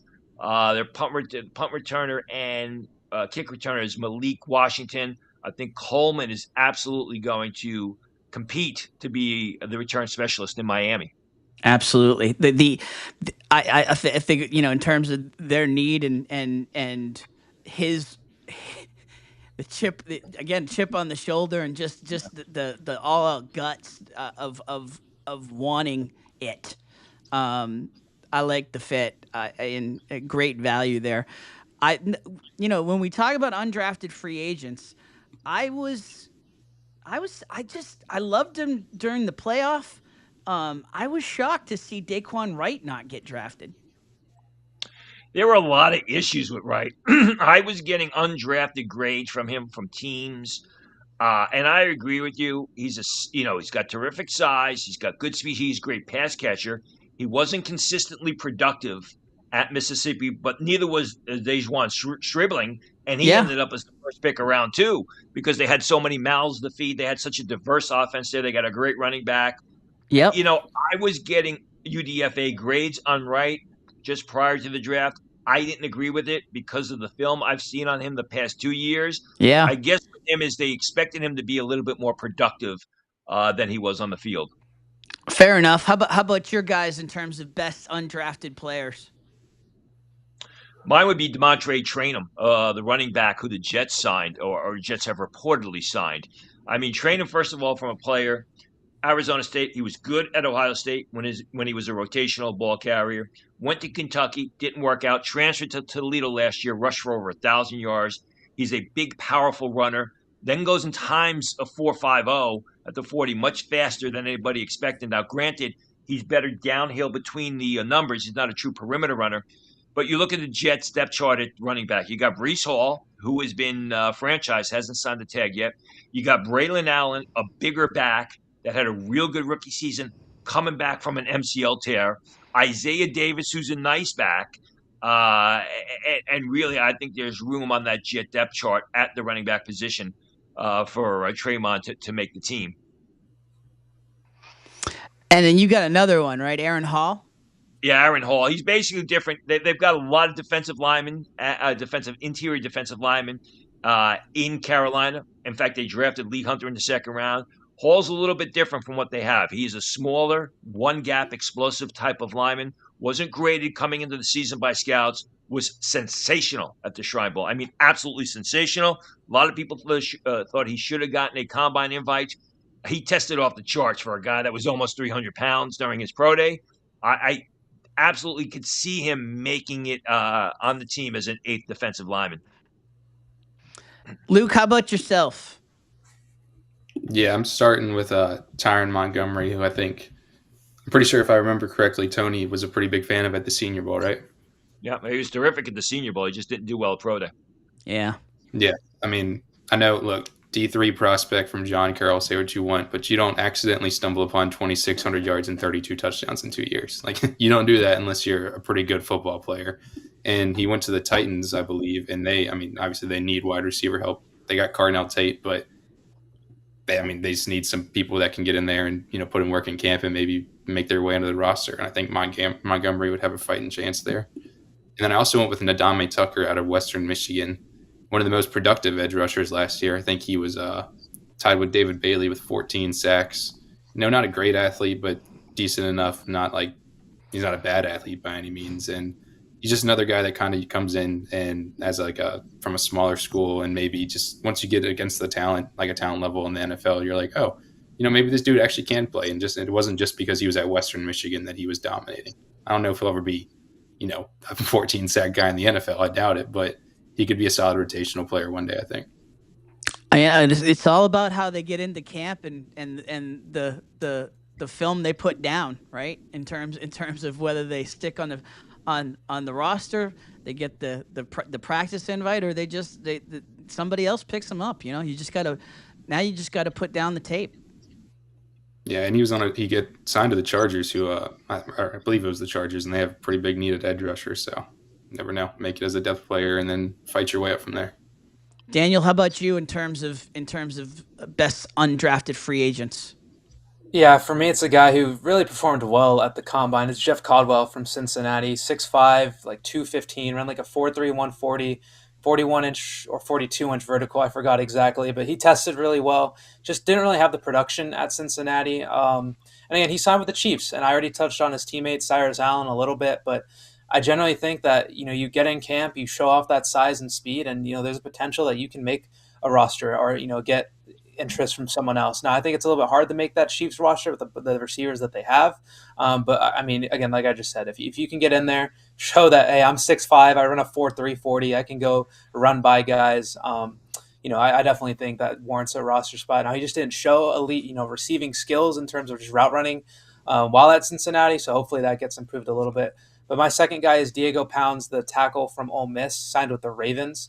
This Ravens, they need a little bit of tackle depth. I wouldn't be surprised if he comes in the camp. I liked him as in his past pro. I'm surprised he went undrafted. I think I had a fourth or fifth round grade on him, somewhere around there. But I liked his film. I think that he can get in camp, and with the uncertainty of Ronnie Stanley's long-term health and things like that, I think it'd be nice to kind of have some tackle depth in that room. So I think he has a real chance to make that Ravens team. You got my hopes up there. You mentioned a Diego, just not the one that's no. Everybody like the head shake here. It's like, what in the world? How do you go from a Heisman finalist to not even getting? We're not even talking an undrafted free agent. We're talking the Diego Pavia has got a mini camp invite, Tony. Well, I don't think one has to do with the other, because just because you're a really good college player, even if you're a highly awarded or rewarded college player, doesn't mean you're a top NFL prospect. Yeah. I thought that was the situation with Pavia. He's a smaller guy. I mean, really smaller. He's an older guy, and he's just someone that has a personality that turned people off. I know a lot of people turned off what happened at the Senior Bowl. There were some other instances that all the tweets. Yep. But really, what went on at the Senior Bowl, I think, soured a lot of people on him, which is why he's where he is now. And that we're going to give you a mini camp tryout, and if you do well, we'll consider signing you to an undrafted free agent deal. I mean, to be at that next tier below undrafted free agent, like having to prove yourself, Luke, to be an undrafted free agent at this point. Yeah, I mean, Tony hit on it, but yeah, he's 5'10", doesn't have a fantastic arm, and again, just all his little antics off the field. If you're not an elite football player that has like great NFL traits, you're not teams aren't going to take a chance on you if you're acting the way that he does. I mean, after he lost the Heisman Trophy, he went to a nightclub and posted a video with a sign that said "F Indiana" because Fernando won. You don't do that. And I guess I don't know if he actually doesn't have an agent or if that's just what people are saying, but he doesn't have anybody in his corner that seems to be mentoring him the right way. And it's just like, man, if you're going to be undersized, not have a great arm, and you're going to act up like this, just you got to be more suited up for these NFL teams. Or there's no reason for them to take a risk on you. Daniel, does it reek too much of Johnny Manziel? Is it like fool me once, fool me twice sort of situation? I mean, kind of. It kind of does remind me of that situation, except, Manziel obviously went in the first round. But, I mean, yeah, man. I mean, Luke kind of hit on it. You can't be already an outlier at the height, the size, doesn't have an elite arm. And then you can't just act like this. It's just an unfortunate situation for him, because I truly do think a team probably would have taken a chance on him if he, had a better attitude about things and, seemed more, willing to kind of change as a person. But I just feel like you just don't get that vibe from him. Obviously, I don't know him personally, but I just from the outside looking in, it just looks clearly that he just doesn't have that, that just attitude that you want to be around and lead your team, quite frankly. I wish the best for him. I hope he's not, on a Netflix documentary in 5 years, on the Untold series in 5 years. I hope he ends up being something, because the talent, in terms of the winning mentality and what he took that team to, certainly qualified him on the college level in terms of the hype that he was getting. But yeah, everything you guys have said, it is an unfortunate in terms of the lack of mentoring and the lack of guidance that this guy is getting that could have put him in the best possible spot during the job interview phase of all of this. All right, guys, we're an hour 48 into this. Get your look straight, get your zipper straight, get yourself centered in the frame. This is the one clip that I know that our video people will certainly clip out of all of this. The way too early 2027 predictions. I know, Tony, I know you want to go away for a couple of weeks and just not even think about this stuff, but it's like we're getting one more scrap off the bone before we let you get your break here. If we're talking way too early, 2027 top 5 mock, where are you at right now, Tony? Well, the irony is this. I think it's going to be Dante Moore selected by the New York Jets. Now, why do I say the irony? Because, again, at Essentially Sports, we were the first to report that when Dante Moore decided to go back to Oregon for another year, which I think was a good move and an understandable move, one of the factors played into it was landing spot. And had he entered the 2026 draft, that landing spot would have been the New York Jets. So if the New York Jets are as horrid as a lot of people think they're going to be, although I do think that they've improved their roster in the offseason and free agency, and the draft is just the quarterback position, there's a very good chance they're going to be drafting at the top. And I've never bought into all this Arch Manning love. He's a solid quarterback. He's a solid prospect. He's yet to show he is a complete quarterback, a la Dante Moore. So where I'm at right now is where the Jets, I think, hope they would have been on Thursday, with Dante Moore as their quarterback of the future. Oh, he's muted. Tim, you're muted. Tim, you muted yourself. In terms of top 5 players to watch, Tony, who's top of your list? Well, it's not so much top 5. What I did was I did a little differently. They're not top 5 players in the draft, but they're 5 players that I'm going to watch. And first, you got to start in South Carolina with Lenora Sellers and Dylan Stewart. Now, Sellers was a guy who I thought coming into the 2025 season, if he played beyond expectations or he met expectations, he would have been a top 5 quarterback in this year's draft, but he didn't. He went in reverse. And the fact that, he's coming off a bad season and he returns to South Carolina, because I look at Lenora Sellers sort of in the same vein that I do Drew Allar. I really think he needed a change of scenery, but he decided to go back to South Carolina. I know they brought in Kendall Briles as their offensive coordinator. I know they made promises to him. We'll see if it works out. He's got incredible talent. He could take off and be one of the top 2 or 3 quarterbacks, never mind a top 10 pick, if he has the season that I expected him to have last year. If not, we're going to be drawing comparisons to Drew Allar. The other guy is Dylan Stewart on South Carolina. Again, didn't have the season many expected. A lot of people thought that the head coach, Shane Beamer, should have been sent on his way, but Dylan Stewart has the ability, terrific pass rusher, has the ability to be a top 10 selection in the 2027 draft if he basically exceeds expectations and plays the way he did back in 2024 when he was a freshman and then kind of took a step back last year. But he is a sensational player. I'm going to watch John Mateer, the quarterback from Oklahoma. I personally am not a big fan of John Mateer. I think he's sort of like that Garrett Nussmeier in the sense that people are going to be talking about him as a potential first-round pick. But when I watch Mateer, he's a little bit small. He stares down the primary target. He misses wide-open receivers at time. That's probably why Oklahoma lost that first-round playoff game to Alabama. There are some things to like there. I just see too much comparison to Garrett Nussmeier. 2 Auburn transfers. Xavier Chaplin, the offensive tackle who went to Florida State, and Cam Coleman, the receiver who went to Texas.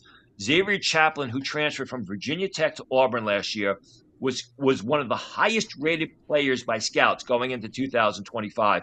And I understand why. He's an incredibly athletic, mobile, nimble left tackle who's a great pass blocker. He basically looked like he was playing on ice last year without ice skates. He was all over the place.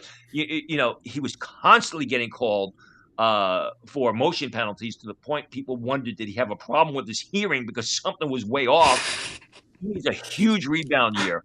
Cam Coleman, on the other hand, was a big, dominant receiver. We talk about Jeremiah Smith from Ohio State, understandably so, but Coleman was fantastic for Auburn last year. Now he goes to Texas. He's going to be catching passes from Arch Manning, passes that are often errant and off the mark.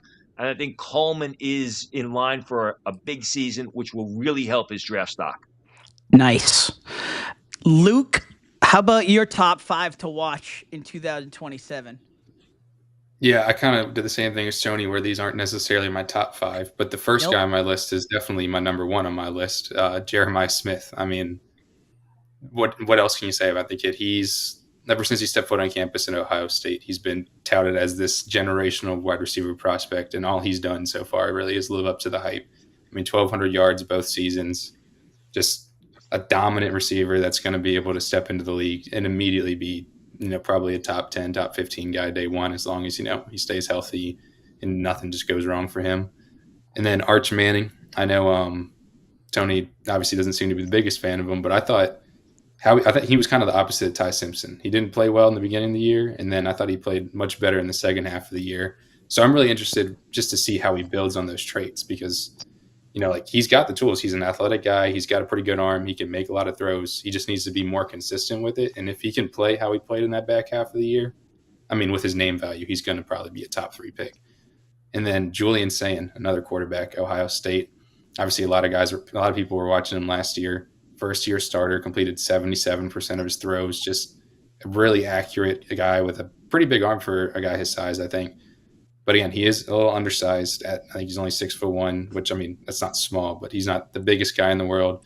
And he doesn't offer a lot with his legs. So I'm kind of interested to see, how that'll affect his draft stock next year if he does come out, to say, presuming he has another good year for Ohio State.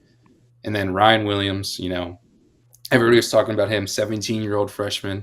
17-year-old freshman made this big catch against Georgia, had a great year. And then last year was pretty disappointing. So, and again, he's a talented dude that I think, he could probably be a first-round pick if he steps it up and plays like he did as a freshman. But if he plays as he did as a sophomore, I mean, he might as well go back to school for another year. So he's kind of one of those, I can't think of the word, but just controversial prospects. There we go. Wild cards. Enigma. Huh? Enigma. Yeah, there you go. And then, I had to throw one of my LSU boys in here. So I went with Tre'Davious Green, the tight end from LSU. Shocking. Yeah, Shocker. But I mean, he's a fun prospect, man. When you look at him, he's 6'7", he's 240 pounds or whatever. He's kind of like Jimmy Graham, man. You throw it up to him in the red zone, he's coming down with it 60% of the time, and he can just dominate defensive backs in the red zone. I want to see him become more of a complete, not just used in the 20-yard line to the end zone type of tight end. But I think if Garrett Nussmeier was fully healthy last year, we would have seen a little bit more of that from him. So, yeah, I mean, he's a fascinating prospect. He's got all the tools in the world. So I just want to see him produce next year. Daniel, where do you go in terms of top 5 to watch in 2027? Yeah, Tony touched on Cam Coleman a little bit, so I can go a different route. I'm going to go KJ Duff, the receiver out of Rutgers, 6'5", 225 pounds, over 1,000 yards last year, over 22 contested catches. Like, if he can put it all together for another season, this is for sure going to be another first-round prospect that we're going to be talking about. He has all the measurables, clearly can go high point the ball, and I'm really excited to see what he can do with Rutgers this season. Jordan Seaton, the tackle who was at Colorado, transferred to LSU. Kind of excited to see what this LSU offense can kind of bring. He brought in Sam Levitt. Obviously, Seaton, I just want to see a little bit more consistency with him, but I think he's in the running to be, one of those top tackles next year. We'll have to see how it all plays out. Leonard Moore, the cornerback from Notre Dame, absolutely locked up Mekhi Lemon, who was a first-round pick this past season. Again, he is just one of those cornerback prospects that I've been excited to talk about in this draft cycle. And kind of like Jeremiah Smith, I've been kind of anticipating him to come out, so I'm really excited to see if he can kind of build on the consistent years he's had and solidify himself as a first-round pick. Kenyatta Jackson Jr., the edge from Ohio State. Caden Curry left this past season, so he's going to be kind of more of that premier edge that Ohio State is going to kind of need. Excited to see him kind of lead this Ohio State defense and potentially take that next step in being that first round edge that we can all anticipate him to be. And this one's a little bit off the wall. Hollywood Smothers, the running back who transferred to Alabama, then went to Texas. I had the opportunity to cover NC State for the beginning of this past season. This guy is a very fun runner of the football, very elusive, can catch the ball to the backfield. I am really excited to see what Sark can do with him at Texas. I'm pretty sure that's where he ended up. I think probably won't be a first-round back, but I think definitely could be a day 2 addition if he ends up declaring. He is just a fun player. Go watch his highlights. He makes people miss easily, so it's going to be a really fun season for him. Good stuff all around, gentlemen. And now we breathe. Take a breather. You guys have earned it. Tony, amazing job all year long. Oh my goodness. 507 prospects. Um, Unbelievable encyclopedic draw, and just a pleasure to see you at work. And Luke, Daniel, adding you guys into the mix. Just a phenomenal team we put together here at Essentially Sports. Then to bring in Max Brown, Jason Kabinda, Jason Lacanfora for the broadcasts, all the podcasters that we had on the broadcasts. Just really proud of the effort there, and the really happy to see not just on draft night, guys, but even just this stream right here, the people connecting. People are starting to see it. They're sticking and staying, and you guys have really set an amazing foundation for the coverage here at Essentially Sports. So huge thank you, Tony, for leading the charge, and Daniel and Luke for the yeoman effort put forth. Really appreciate y'all. It's a team effort, that's for sure. Everybody at Essentially Sports behind the scenes that you don't see did a great job. Oh my goodness! You know what? Credit for them for rolling the dice and taking chances. I think it paid off, as I told some of them when I was doing interviews, and I did a ton of draft interviews. It was not just about the football coverage; it was about Essentially Sports overall, especially out in Vegas. They seem to love it. So, credit to everyone else and yourself as well, Tim. It was an excellent effort from everybody. Absolutely, and one specific shout out to Suhail, our graphic guru who created all those player graphics. Phenomenal effort there. So really hugely appreciated to everybody. And we're just taking a breather here. We're not done. We're reloading and getting ready for the next push here. So for Luke, Daniel, any final words from you guys? Yeah, I mean, I guess I'll kind of hit on what you guys talked about with, I started in October, went through the whole season, and just from then to now, it's been night and day difference with this place. I mean, everybody behind the scenes is working their butts off to make it, the production for everything a little bit better. They've been website redesign, all these podcasts we're doing. So just again, shout out to everybody behind the scenes, kind of like Tony said, because without them, our jobs would be a lot harder.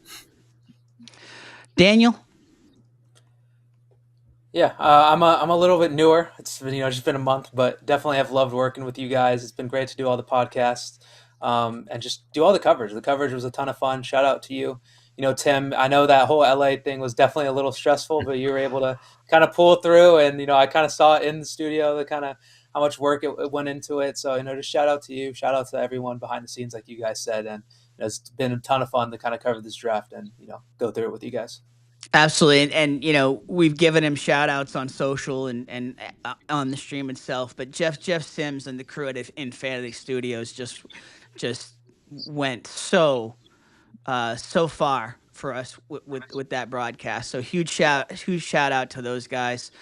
One thing I'm going to get them hooked up with this eCam software, because the stuff that they were even able to pull off with OBS and StreamYard, they will just absolutely knock it out of the park with eCam. So little tech talk there. But guys, huge thanks to everybody involved. Huge thanks to you guys, the viewers, the readers, everybody that's built this momentum.